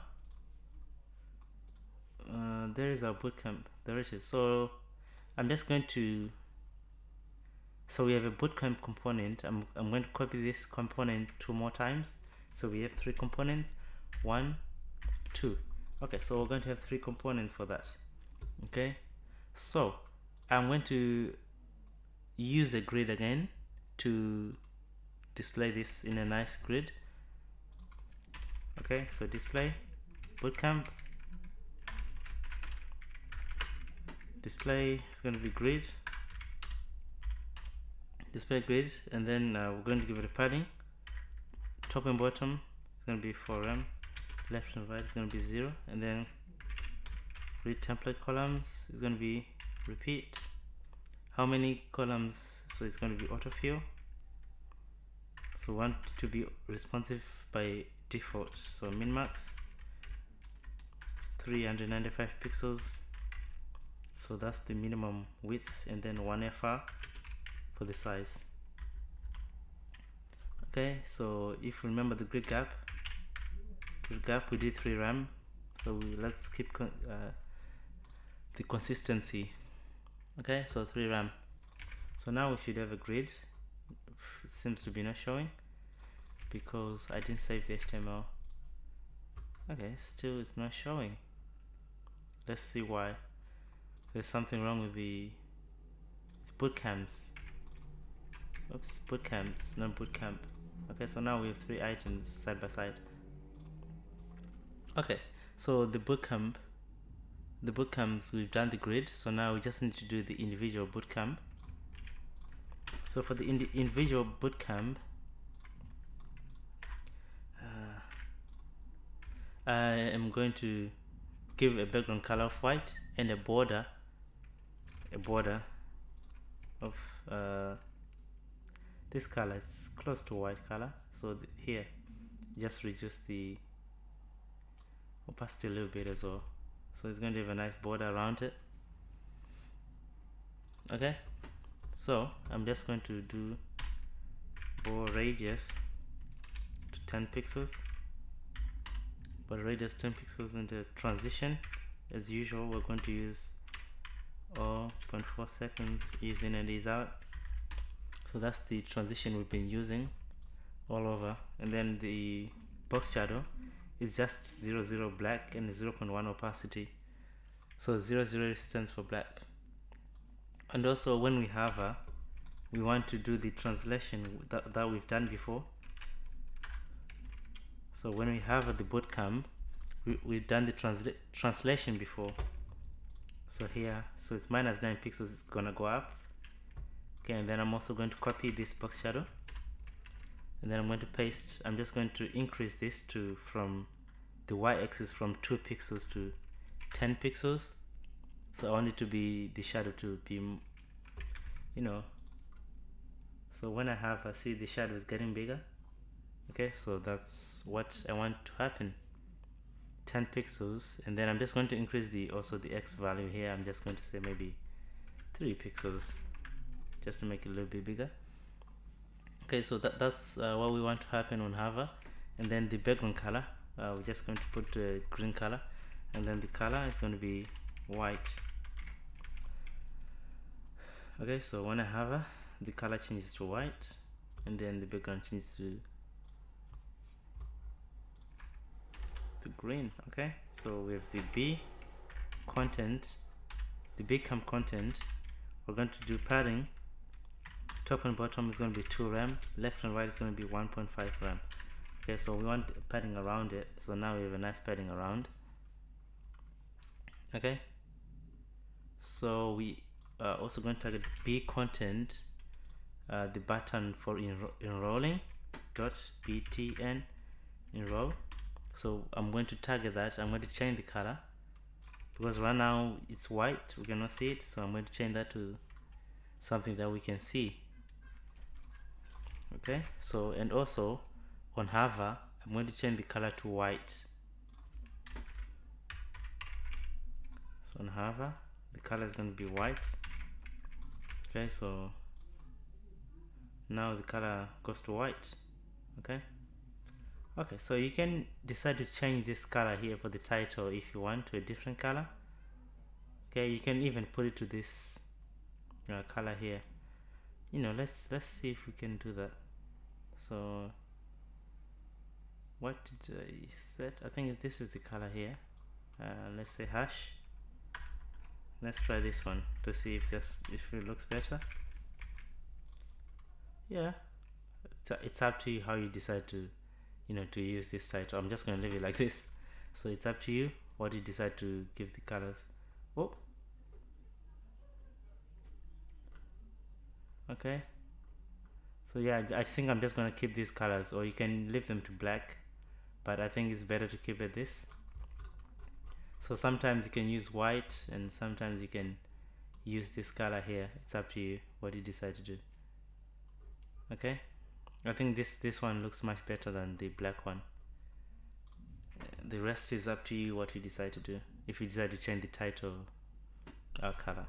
Okay, so this H5 is being affected by this color, so that's why I've included it here. Okay, if you don't want to include it, you can just remove it like this, and then it won't be affected. So as you can see, it's back to black. Okay, so if you put it, it's going to be affected. It's going to be like this. Okay, so yeah, I think that's it for this section here. You can just change the titles of this one. I can say maybe graphics design. Okay, so now it's on graphics design. This one I can say front end, and I don't know, things like this, front end. Okay, so it's up to you what you decide to name these. Okay, so now we're moving to this section here. So this one should be a piece of cake. Okay, so this section is a review section. It's okay, let's collapse this section. I'm going to do section because we're going to reuse the section class again. And then I'm sorry for the background noise, guys. Some of my housemates are watching a movie. I'm going to do reviews section. Okay, so for the review section, I'm going to also do the stars, the rating stars. Okay, I'm just going to give a class name to reviews content. So in the reviews content, I'm going to have another class of stars. Oops, can't even stars. Okay, so we're going to have img. So in here we're going to have img. We're going to target the img folder, and then the one that I want is star.svg. I'm going to have 5 of those. 1 2 3 4 5. Okay, actually the last one, I want the last one to be star half or empty. It's up to you what you decide to do, empty or half star. And then I'm just going to do a paragraph below that with a class of review text. So stars, and then below, and then review text with just some dummy text. And then I'm going to do another class called dots. It's going to be containing some dots. And then inside I'm going to have another class of dot. So for the dot, we have dot 1, and then 2, and then we have dot 3. Okay, so now we've done the dots. Let's go to the styles and start styling. Okay, so I'm just gonna comment this. I'll just say reviews. Okay, I will say dot reviews section, and then I'll give it a green background color. Okay, and then we should have some reviews content below that. Content, oh my days, reviews content. Okay, so for the reviews content, text align is going to be center, text align to center, width it's going to be 60%, and then margin zero auto, it means we just want to center something. Okay, margin zero auto, and then we're going to start the review text.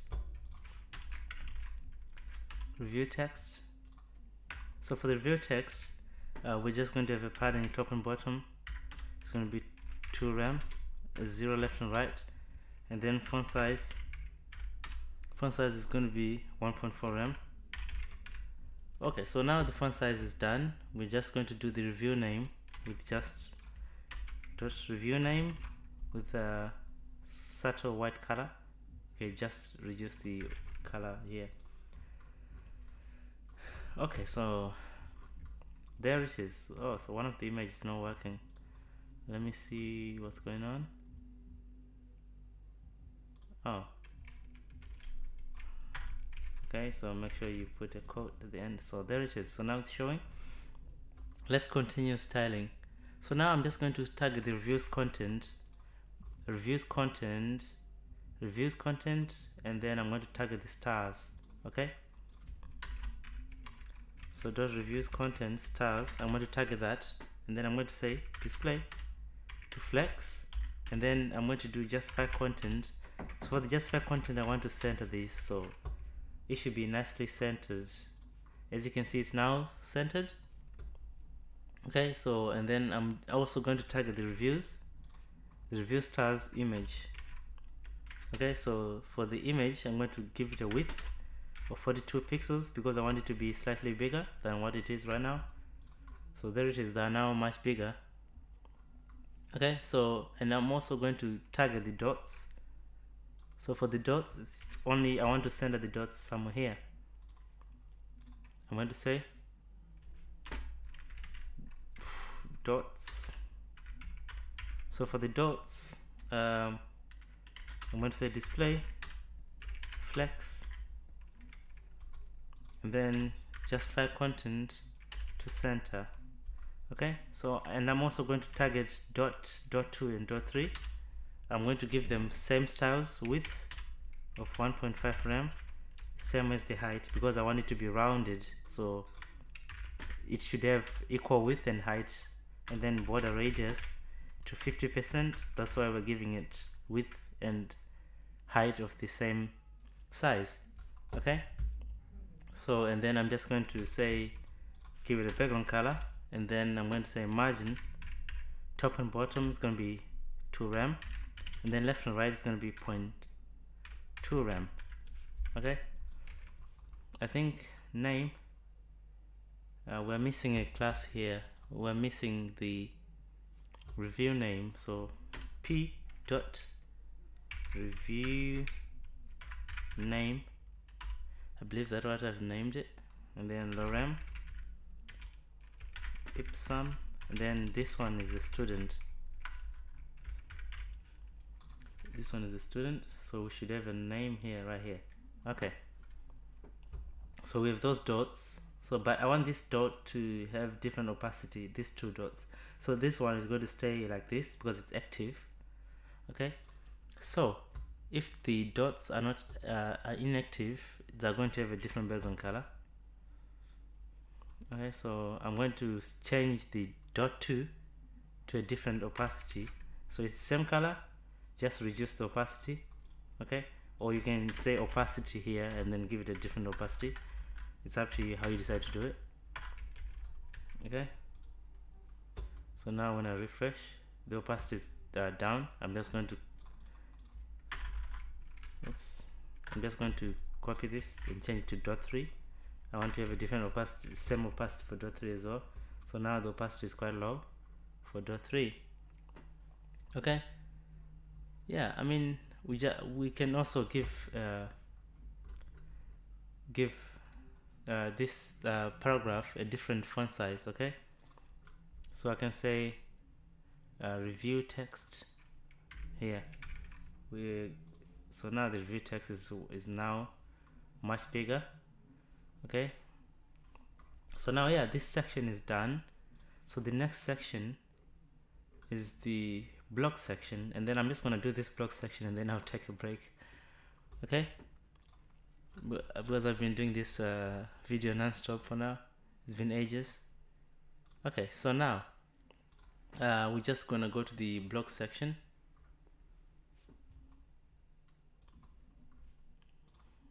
Okay, so I'm going to collapse this section here. Let me see how long I've been recording so I can take a break. It's only been 30 minutes anyway. Okay, so now I'm going to go to the section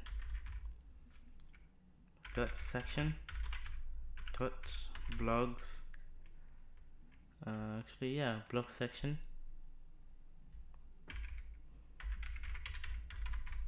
Blog section. So make sure to reuse this section class. We start this section before the class name, so we need to include this for the layout. Okay, for the padding of the page. Okay, so yeah, I'm just gonna do the same thing again, just copying the title. Okay, pasting the title. So I'll change this to the recent blogs. Okay, so it's only a matter of copying the title. So now we have the title again. So we have recent blogs. Okay, so we have recent blogs. So we just need to go back, and then here I'm just gonna say blogs container. So this one is going to be responsible for the container of our blog. So inside I'm going to have a blog, each individual blog. Okay, and then it's going to have an image. I'm going to say img. Okay, you can put any image that you want, and then after that we have dot blog content. Okay, so for the blog content we have a p with a title of blog date, b date. So blog date March,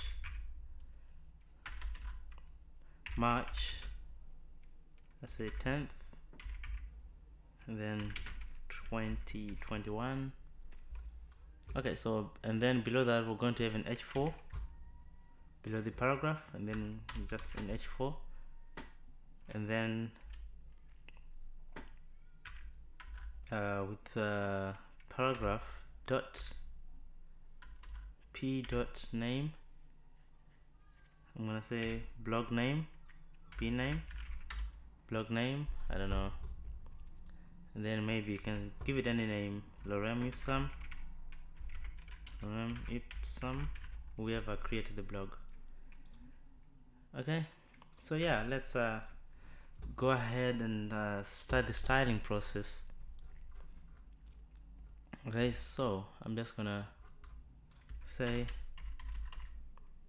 blogs, okay, and then down here I'm just going to do display. So the display is going to be grid because we want to, actually it's blogs container, it's going to have a display of grid, so display grid, and then we're just going to do the same thing for the grid gap and the template columns. So we're going to have 3 columns. So if you remember, so autofill min-max 395 pixels, and the margin bottom is going to be 18 rem. You're going to see why we're giving a big margin bottom. Okay, so this one is the blogs container, then I'm going to save. Okay, so there's the blog, but it doesn't really do anything for now because we haven't completed the styles yet. So I'm going to target the individual blog. Okay, so for the individual blog, I'm just going to give it a background color of white and a border of a subtle, it's like nearly a white color. Okay, so background color of white, and then border radius of 10 pixels. 10 pixels. Okay, and then a transition and a box shadow that we've used before, and a color that we've used before. I don't waste your time rewriting this, so that's the 0.0.1 opacity and a color. Okay, and then margin top excuse me, margin top is going to be 4M, and then cursor is going to be pointer. Okay, so now this image is out of proportion. We just need to make sure it fills in the width of the grid item, because it doesn't fill the width, it overflows. Okay, so let's say dot blog, and then we're going to target the image inside the blog. Okay, so width is going to be 100 pixels or 100%, and height 300 pixels, what we did before for the section above. And then object fit is going to be cover. We don't want the image to stretch. Okay, and then we're going to do border top radius and border bottom radius is going to be 10 pixels, same as the container. Okay, border top and left radius for the image. Okay, it's going to be rounded a little bit. Okay, so now that we've done that, we also want to do on hover, we want to translate 9 pixels. We've done that before. So transform translate y minus 9 pixels when we have a want it to go up, and then we're just going to give it I mean a box shadow, and then the blog content, we're going to give padding for the blog content. Blog content. So if you remember, the blog content, this is the blog content here. I'm going to give it a padding. It's not log, it's blog content. Okay, so for the blog content, it's going to have a padding. Top and bottom is going to be 2 rem. Left and right is going to be 1.5 rem. Okay, so I want to target the blog name. P name is just going to have that green color. That green color, we've used it before. And then we have blog content. We're going to target the H4, the header inside the blog content. It's going to have a background color, not a background color, but a color, a dark one, and a padding of 1 rem top and bottom, 0 left and right. Okay, I'm going to save this. Okay, so there is our blog. Okay, so we have only one card, we have only one blog item. Here we have 3 blog items. So I just need to go back and copy this blog item, the grid item. So the parent is the grid container. So depending on how many grid items we put here, it's gonna expand accordingly. So in here, in this case, I want 2 items, 1, 2. Okay, I'm just going to change the image to course 2 and course 4. It's up to you what you decide to do with the titles, the images and stuff. Okay, so yeah, you can also change this text here. It's really up to you. In here I just use a different text, but here you can change this text. It's up to you what you decide to do. Okay, so now we just need to work on this contact section. I think I'll take a break now, and then I'll be back for this contact section and the footer. Okay, I'll see you on the next one. Okay, so now let's do the contact section. So remember, we gave this a big margin bottom, which was 18 rem if I remember correctly. So now this space is going to be occupied by this card here, this big card, this contact card. Okay, so it's going to have a position of absolute.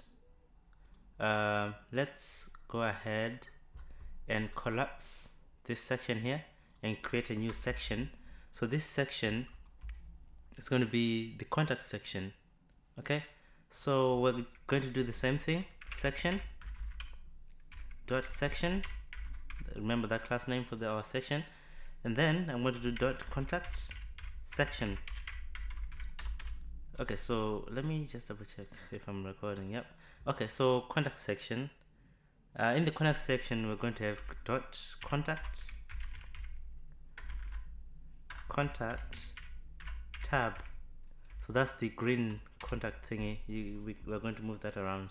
Okay, and then in there we're going to have another class. It's going to be contact tab container, or contact tab content. I think content makes sense. Okay, so in there we're going to have h2 with the contact title, C title for contact title. I'm just going to paste the title, and then below that we're going to have another class. It's going to be input control.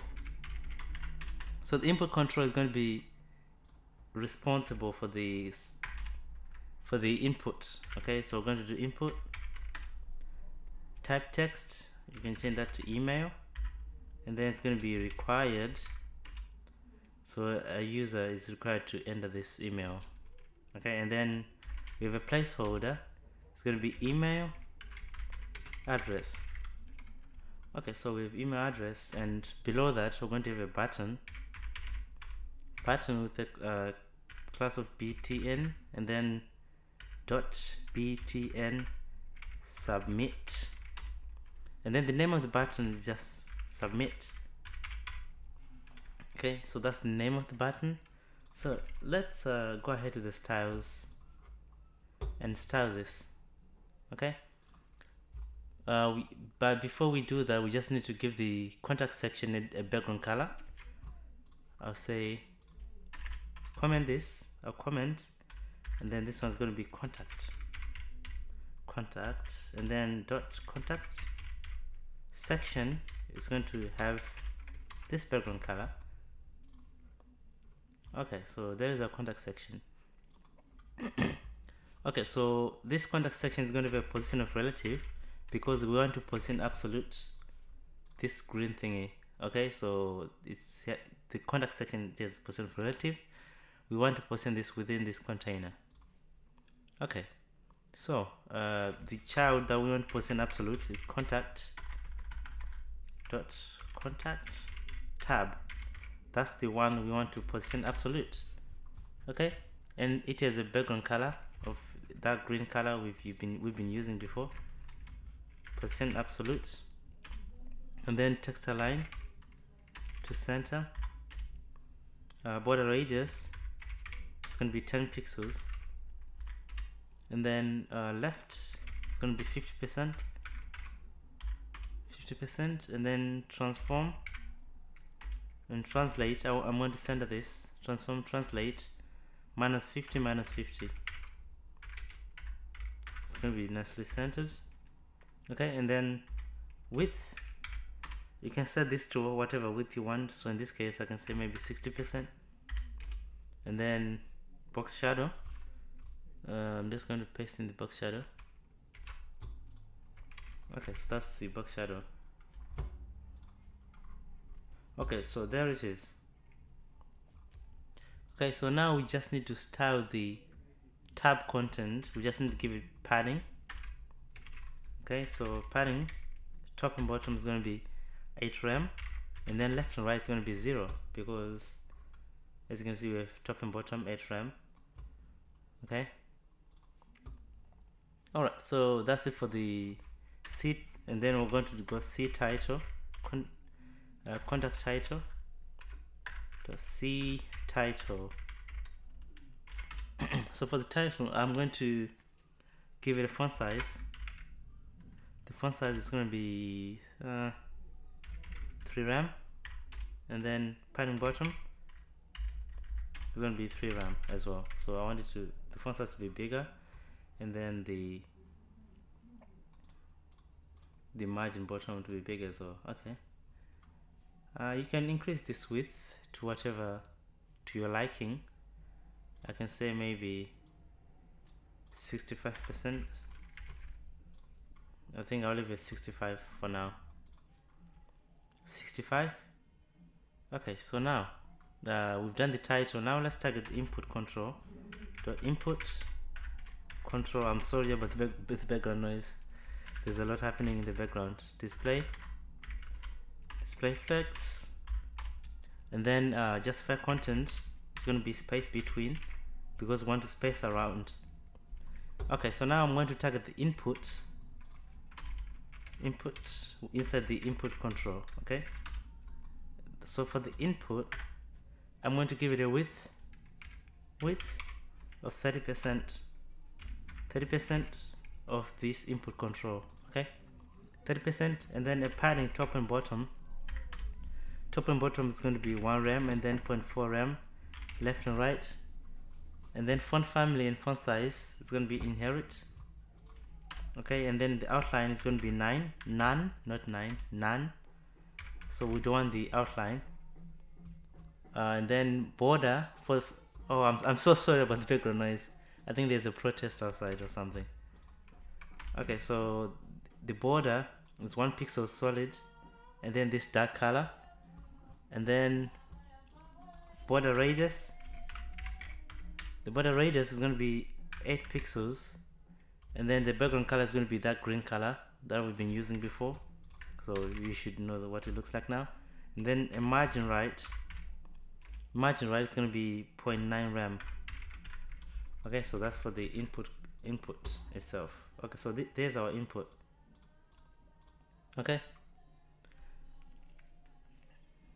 actually justify content is not supposed to be space between, it's supposed to be center, because we want it to be centered like this, so it's supposed to be center, I believe.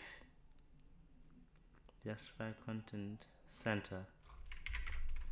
Okay, so yeah, so the border is this dark color. We just need to, so now it's centered, so as you can see it's now centered.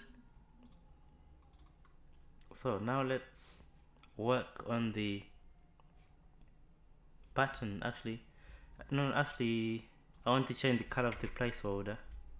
Input placeholder, I want to change the color of the placeholder to a dark color and a different font weight, 600 font weight. Okay, so that's the color, to the same as the border. So now the color is way darker. And also I'm going to do the same for the button here. So the button is btn submit. I'm going to give it the outline to none. Btn submit outline to none. Okay, outline none, and then border to none. I don't want a border. And then background color, we're going to give it that dark background color and the color of green, that green color we've been using. So the green color and the dark background color. And then the font weight and the font family is going to be inherit. Okay, so the font weight is going to be 600, and then border radius is going to be 8 pixels. I think that's what I've used. 8 pixels for the input, and then the button it has to be the same as well, and then cursor is going to be pointer. Alright, so now it looks good. We just need to move this up. So to move this up, it's only by manipulating the position, the absolute position. Okay, so so left is 50%. I'm just going to inspect this. Inspect, contact tab. So top, we're missing the top value here, so I'm going to say top minus 10%. Okay, so it moved top minus 10%, but it doesn't look right to me. I'm going to try to decrease this value. Maybe minus 4% looks okay. You can tweak the value to your liking. So I'm just gonna leave it at minus C tab. I'm gonna say top. It's gonna be minus 4%. You can tweak this value to whatever value that you want, but for me, I'm just going to leave it at -4%. Okay, it's up to you what you decide to do with the values. Okay, so that's it for this contact tab. Now let's work on the bottom footer. So this bottom footer, I'm just going to name it bottom nav. Okay, so contact tab, I'm going to collapse this. I'm going to say dot bottom nav, like so. Okay, so it's going to have a logo. So the logo that we used before, remember, it's just an SVG. So I'm just going to copy the SVG code that we've used up there for the logo. For the logo and the navigation at the top. So it's just SVG code. Okay, I'm just going to do the same here. So I'm just going to put the SVG code, and then below the logo, I'm just going to do another class with nav dot bottom nav, just be navigation. Okay, so bottom navigation, like that. So it's only a matter of doing the same thing we've done before, UL, and then we're going to have an H3. The H3 is going to say learning, you can say platform, it's up to you how you decide to name it. And then same thing we've done before, li, and then a href. It's not going to go anywhere, so just put a hash, and then it's going to say home. Okay, I'm just going to paste in a couple of LIs. Okay, so home, FAQ, you can change these values to your liking. Okay, so this UL, I'm going to copy this 2 more times. 1, 2. Okay, so I want to have 3 ULs. Okay, so now that I've done that, I just need to go to the styles, and then I want to start with the bottom nav.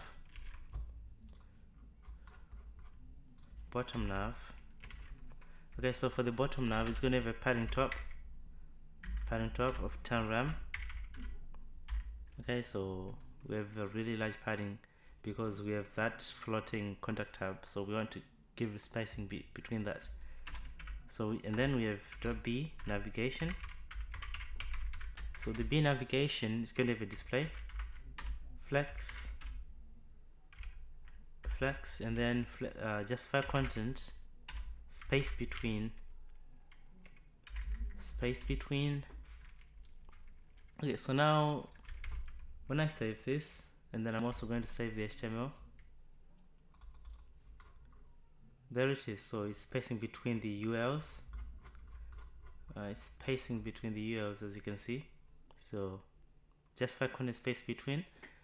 Okay, so I'm also going to do B navigation .b navigation.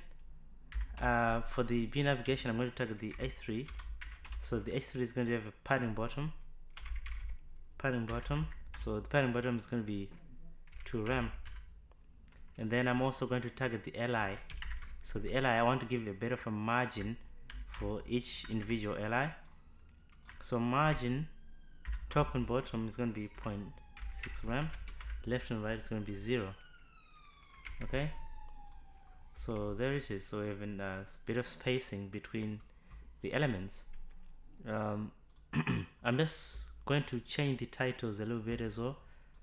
So I'm gonna say web development.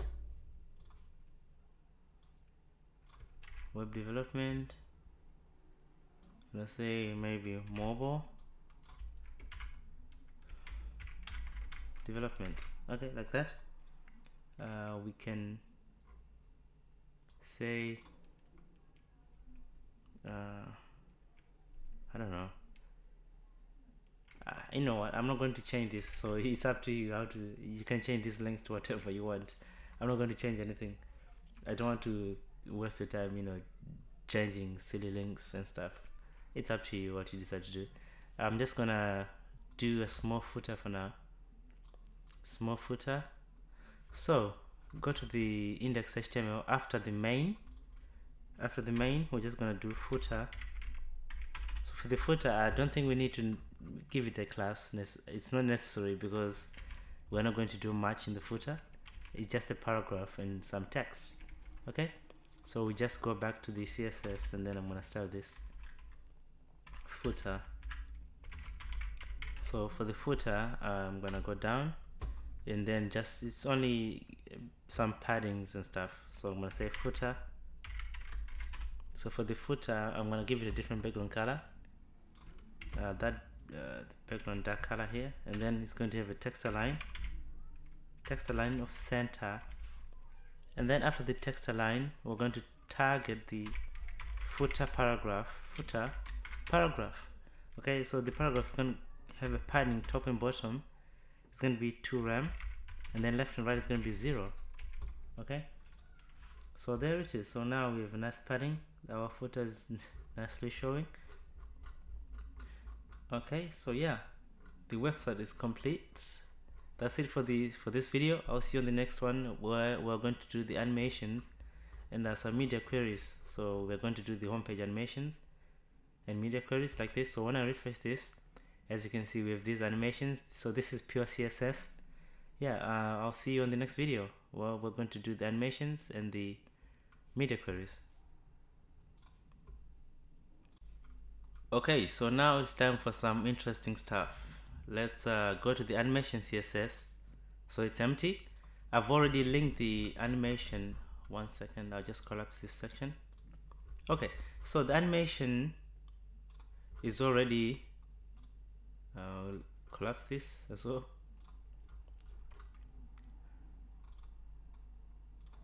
Okay, so the animation CSS is already linked up here.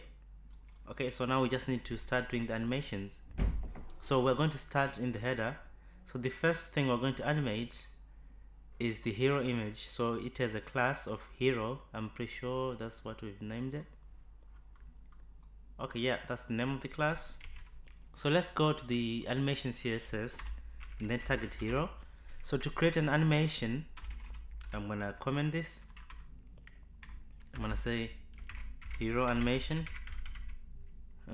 So to create an animation in CSS, we're going to use keyframes. We're going to say at keyframes. Okay, at keyframes, and then the name of the animation. So in this case, we want to move the animation. Actually, this animation is going to only apply to the hero image. I'm gonna name it hero. You can name it whatever you want. Okay, so we're not going to do anything crazy in this hero animation. We're just going to, translate it. So for the 0%, so it's going to start from 0, and then from 0, and then 100%. Okay, so 0 to 100%. So initially, I want the scale transform, and then scale. Okay, it's going to start at 1, which is the initial starting point, and then we're also going to translate y. It's going to start at 0 as well initially, and then at 100 it's going to be at its default state again, so it's going to go back to its original state. And then I'm going to animate in between. So in between, let's say at 50%. At 50%, I'm going to change the state of this animation. So at 50%, I'm going to change the translate y to -9 pixels. I want it to go up -9 pixels, and then I want to scale. I want it to scale 1.01. Okay, so I want it to scale like that. So in here, I'm just going to say animation. So the name of the animation is going to be the first thing that you are going to put here. So the name of the animation, it's hero. That's what we've named it, hero. And then I want the animation to play for 5 seconds, and I want the animation to be infinite. I want it to keep repeating, keep looping. Okay, so infinite, and then 0.4 seconds, so that's like a delay, and then ease in and ease out. Okay, so I'm going to save this. Let's see what the image is doing. So now, as you can see, the image is being animated. It's scaling and it's transforming. It's scaling and translating. I mean, not transforming. It is transform technically, but we are translating and scaling. We can also add another transform feature, like rotate. We can say, let's say maybe 3 degrees. So it's gonna rotate 3 degrees. So as you can see, it's rotating like 3 degrees or something like that. So it's up to you what, you know, elements you decide to put. So you can say 1 degree, so it doesn't look that obvious like it's rotating that much. So like you can leave it like this, 1 degree. Okay, so the next thing to animate is this titles here. As you can see, when I refresh, it's bringing the title and then the navigation and the button. Okay, so for the text, we're going to do another animation. We're going to say at keyframes. The name is going to be move. It's going to be move right. So it's going to come from the left, so it's moving from left to right. Okay, so at 0%, what do we want to do? So at 0%, the transform, so it's going to be off screen at 0%, and then we're going to translate X. At 0%, it's going to be minus 100%. It's going to be off screen, and then we want to bring it onto the screen. And the opacity is also going to be 0. Okay, the opacity is going to be 0, and then at 50%, we're going to remove this opacity. At 50%, we're going to say the translate is going to change to 15%. So we want it to come from minus, and then it's going to go to all the way to 15%, and then we're going to change also at 70%. We are also going to go back to minus 21%. So it comes from the left, and then it goes all the way to 15%, and then it goes back to minus 21%, and then it goes back to, let's go for 80%. 80, actually 85 I think would be better. So at 85%, it's gonna go back to 8%, and then finally at 100, it's gonna come back to 0. Okay, so 100% is gonna come back to 0. Okay, so the is 0, and then the opacity is also going to be 1. Opacity is going to be 1. Okay, so the move right animation is going to be applied to the H1. Okay, so I'm going to say dot left content, if you remember the class name, content. Okay, so left content H1. I'm going to target the H1. I'm going to say animation. I'm going to say move right, and then the duration is going to be 1 second, and then ease in and ease out. Okay, so I'm going to refresh this. So now it's coming. As you can see, it's starting at minus 100%, and then it's coming to the screen.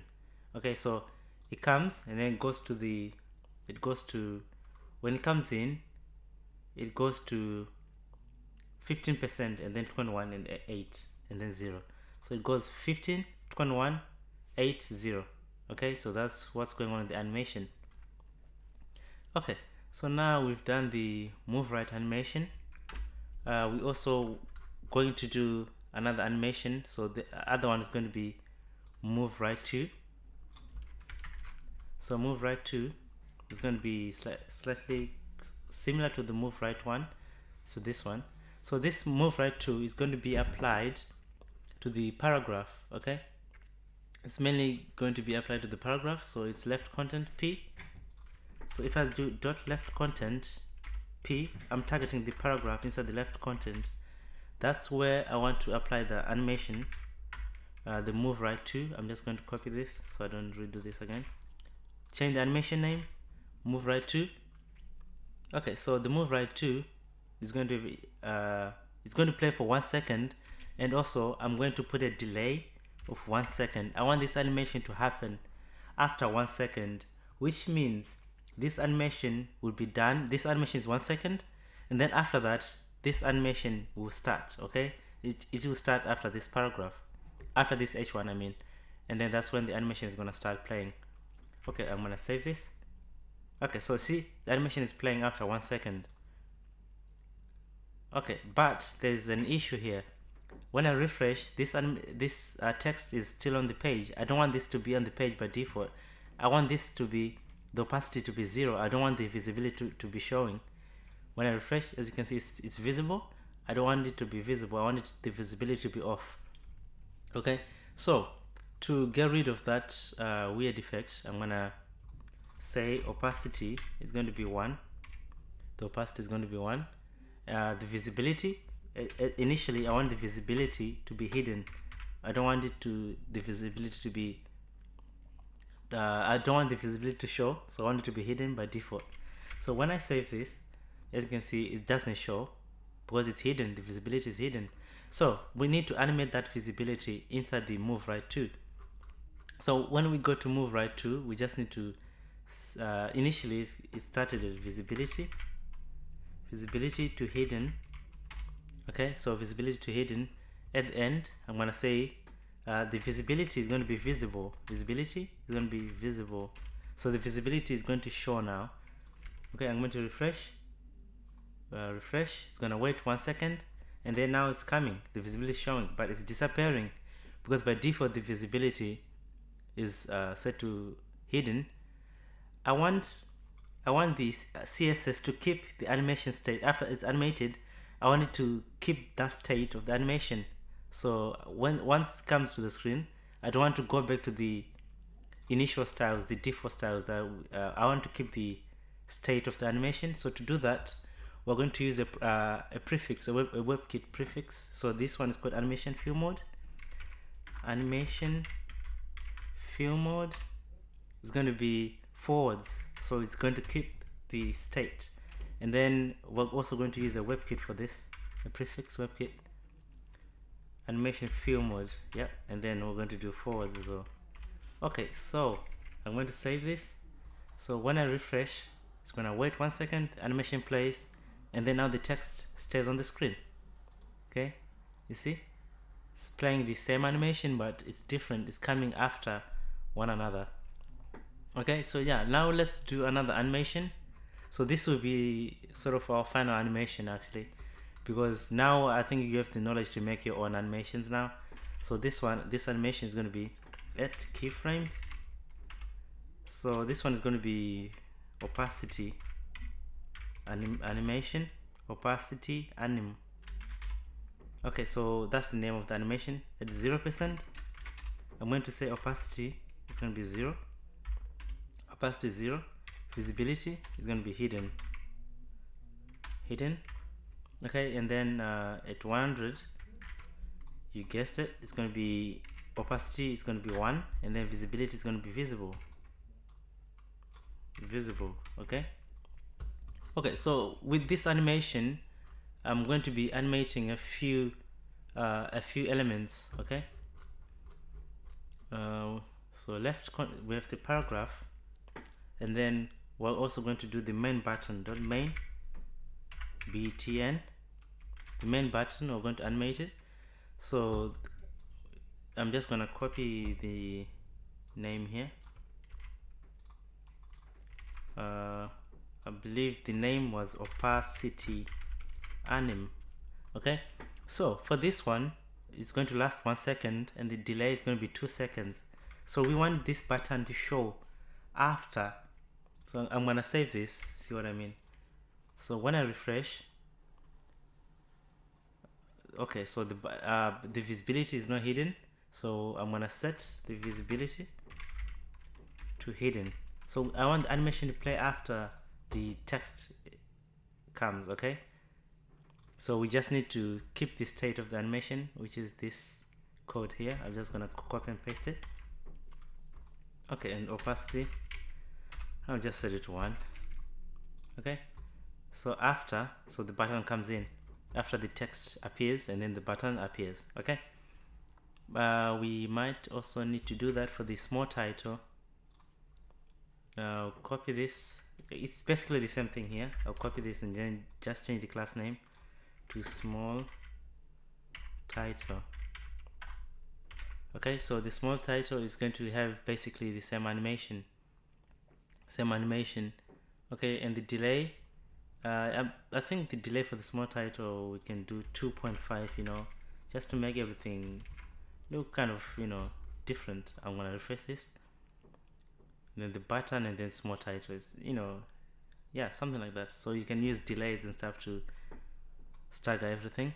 Okay, so finally I think I will do the navigation. So the navigation, I'm gonna copy this same thing. I just need to change the name to navigation. Okay, so the name is navigation. So for the navigation, we're going to also give it the delay for the navigation. I'll do 2 seconds. Okay, 2 seconds. We're using the opacity animation. Yeah, and as you can see, the navigation animation, and voila. Yeah, I mean, yeah, now you have knowledge to your own animations. That's it for the animations in this video. So now let's work quickly on the media queries. I'm not going to do everything for the media queries. I'll just show you the basic stuff. Okay, so for the media queries, don't forget to comment these animations, whatever name you want to comment them. Okay, so for the media queries, I will open. So to do a media query, I'm gonna say add media and then screen, and make sure you are typing correctly, same thing as I'm doing. Make sure you do these spaces. If you don't, it doesn't work properly. And max width. So the max width, let's see when we want to do media queries. So I'm gonna fcof to see, and then I'm gonna reduce the width. I'm gonna say, well, at 1421 pixels. 1421 pixels, is it? Yeah, something like that.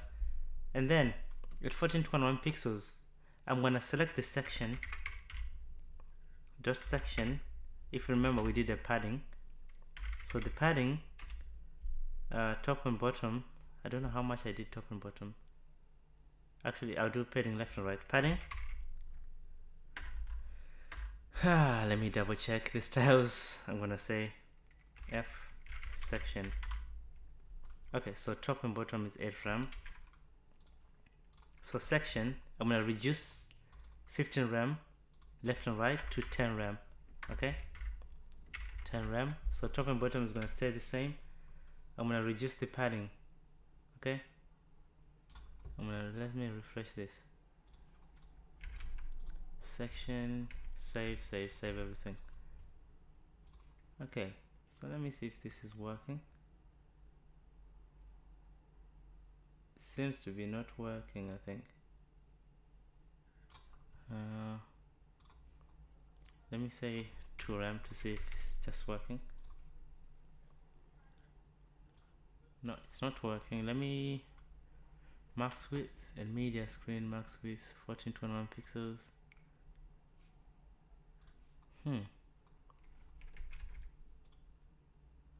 Let me double check to see why it's not working. Media CSS, media screen max width.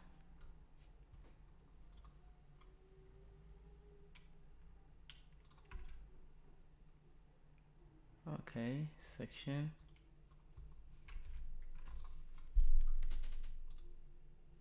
Let me inspect this.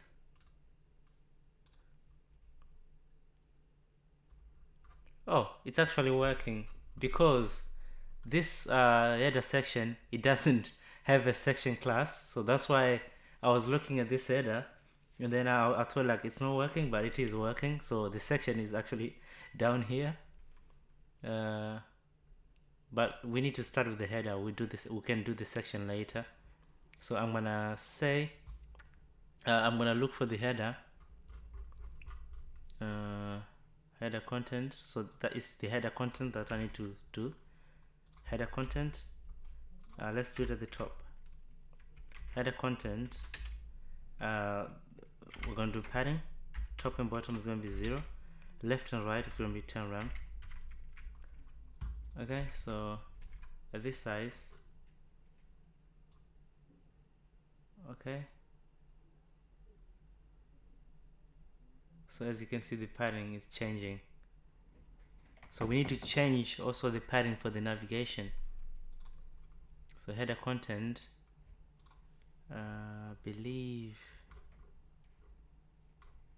navigation, that's where. Okay, so just navigation.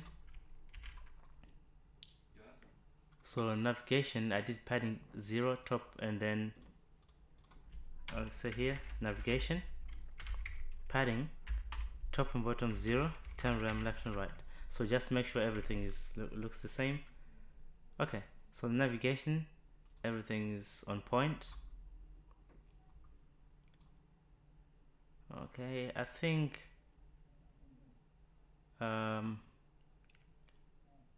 you know what, straight away at this size I'm gonna select the, this is the wrong spelling for the header, by the way, I didn't notice that. I'm gonna select the header content and display that in a single column, header content. So this will be a different screen size. The header content at media, header content, so at what size? So at 1327 pixels. So 13, put 1328, 1328 pixels, 1328 pixels. I'm going to change the grid system. So I'm going to say grid template columns. Oh, I need to select something. Header content. I'm going to say grid template columns. I'm going to change that to grid template columns. I'm going to say repeat 1. We're going to have one FR like this, something like this. So we're going to do it like that. Okay, so this image is in a position of absolute. We need to change a few styles for this image, I mean. Okay, so header content, I believe the image, header content right, the hero, I believe the hero position relative is going to change from absolute.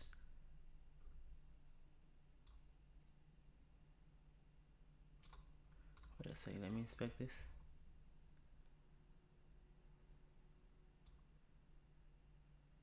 It didn't change, it's still in absolute positioning.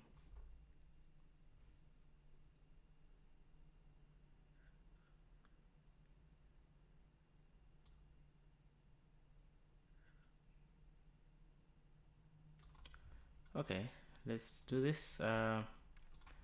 Grid template rows. I'm gonna repeat 2 1 FR, or we can do min-max actually. Min-max for the rows.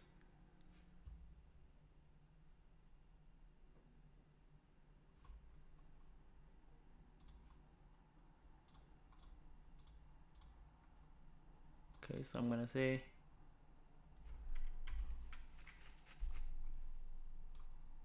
I think I'll do min-max. You know what, leave this alone, leave the rows. Let's see. I don't know why the absolute positioning is not changing.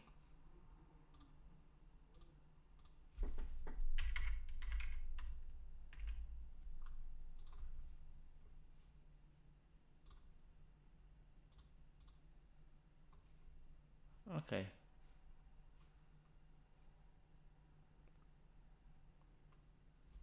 So the parent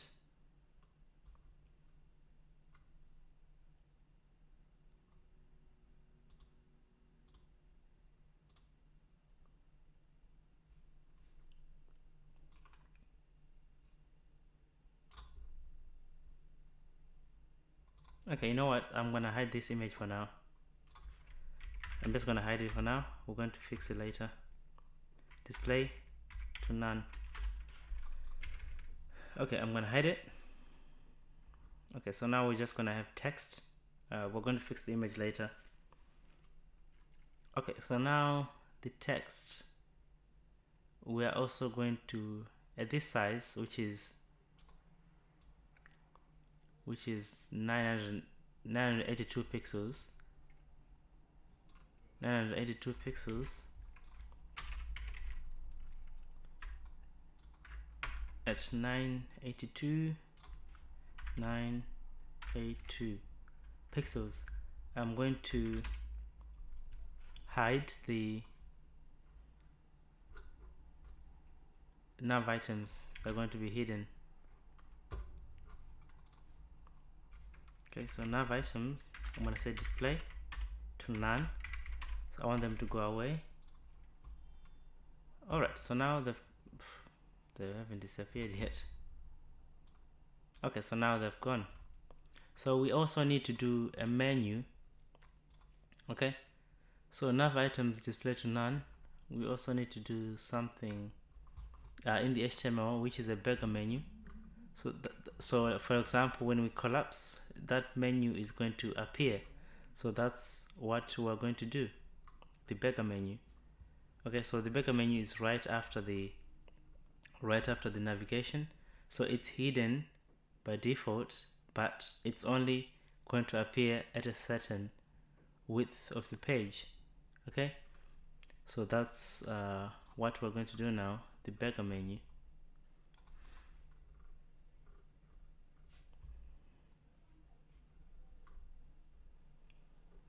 Okay, navigation, nav, number. Okay, here, dot beggar menu. Okay, so beggar menu, we're going to have img, and then img. You can use you can create this beggar menu with divs if you want. Beggar.png. So I'm gonna say beggar menu. I'm gonna do it here. Beggar menu img display none. Okay, so initially it doesn't exist, and then at this size I want the beggar menu img to display block. So now it's going to show the beggar menu. Okay, so there it is. So I just want to increase the width of that. Go to styles, beggar menu, width. It's going to be maybe 42 pixels. I don't know what it's going to be like. Okay, that's decent. I'm just gonna do 40. Okay, so now we have the cart and the beggar menu. Okay, you know what? I might not bring that image back. It looks better like this without that image. Okay, so I'm gonna go down again. Maybe at this one, at this size, I will try to reduce the font size of the H1 815 pixels. So I'm gonna copy this. I'm gonna do 815. I'm going to show you only a few media queries. Actually, you can do the rest by yourself. 815 pixels. I'm gonna do the H1 font size. I believe initially we did 4 rem, so I'm gonna reduce this to 3 rem. Okay. Yep. So now it's 3 rem. It's a bit small.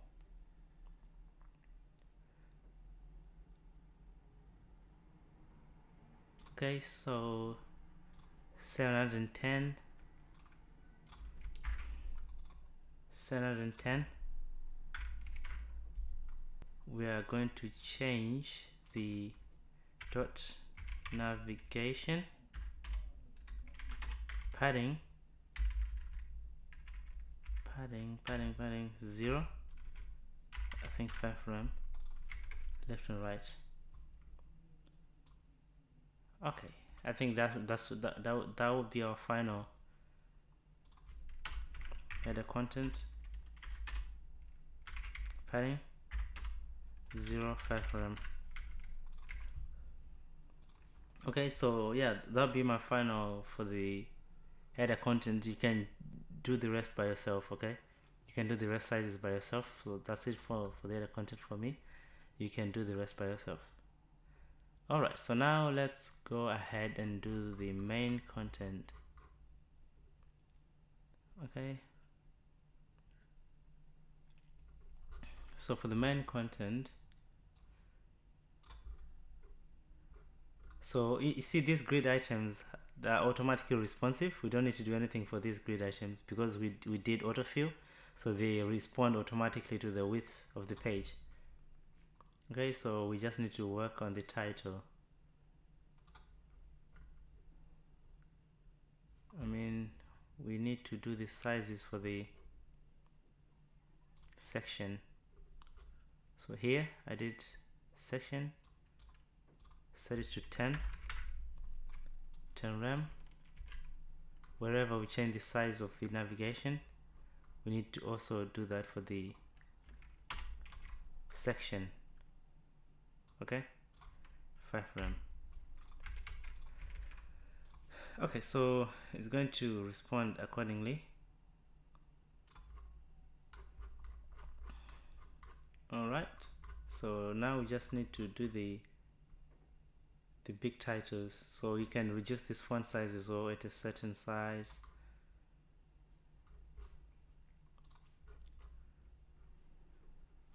Okay, so now let's work on the featured courses. I'm gonna inspect this. So this one is featured paragraph with 60%. We can increase that at a certain I'm gonna do it here. Oops, dot featured para width, I'm gonna say 75%. I'm just gonna increase the width. Okay, seems like it didn't work. Let me see why. Oh, it's actually working. Yeah, I'm gonna increase from 70 to something more, maybe like 90%.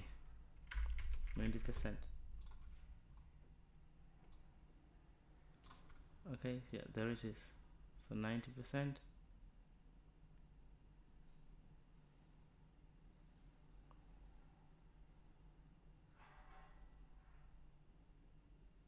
Alright, so yeah, the rest is pretty much up to you. The font sizes, so you can do at a different screen, reduce the font. Let me do this section a little bit. So this section at this size, which is roughly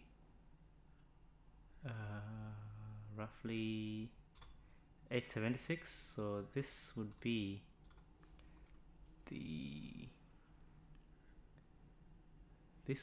section 2,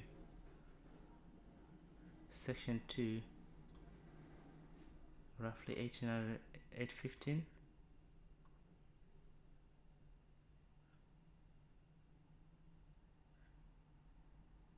(825 pixels).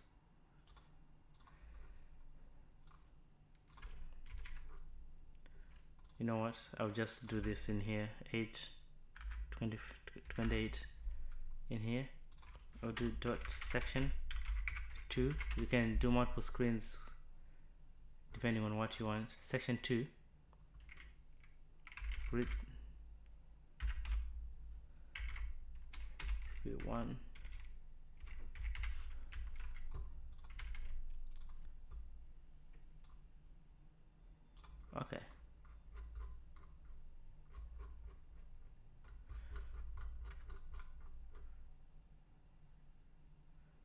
So we have one column. So left, do you know why left disappeared? Because it doesn't have height. Okay, so I'm gonna say height. I'm gonna say give it a fixed height, maybe 400 pixels. Okay, so you can increase the height of this. Yeah, I'll leave it 600 pixels. So I'm gonna select this section left, section 2, and then left. I'm gonna say height. I'm gonna give a height of 600 pixels. 600. So it's up to you what you decide to do with the heights. Okay, and it's up to you whether to reduce these paddings as well.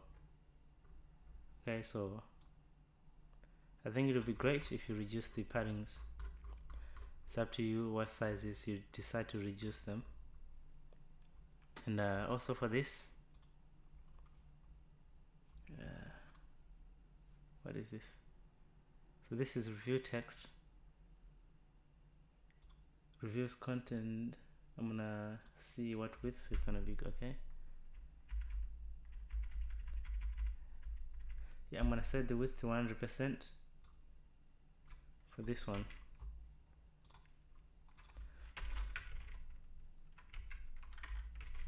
Width 100%. Okay, so the width should be okay. Okay, there it is. The width is okay.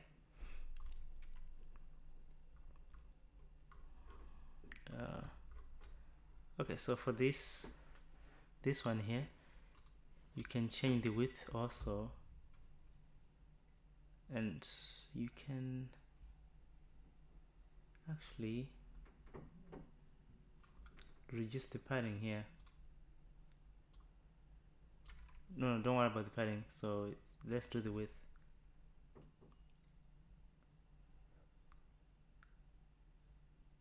Width 65%. Increase the width. You can do maybe this one can overlap the padding if you wanted to. You can make it overlap, so it's fine. So you can do maybe 94%. So width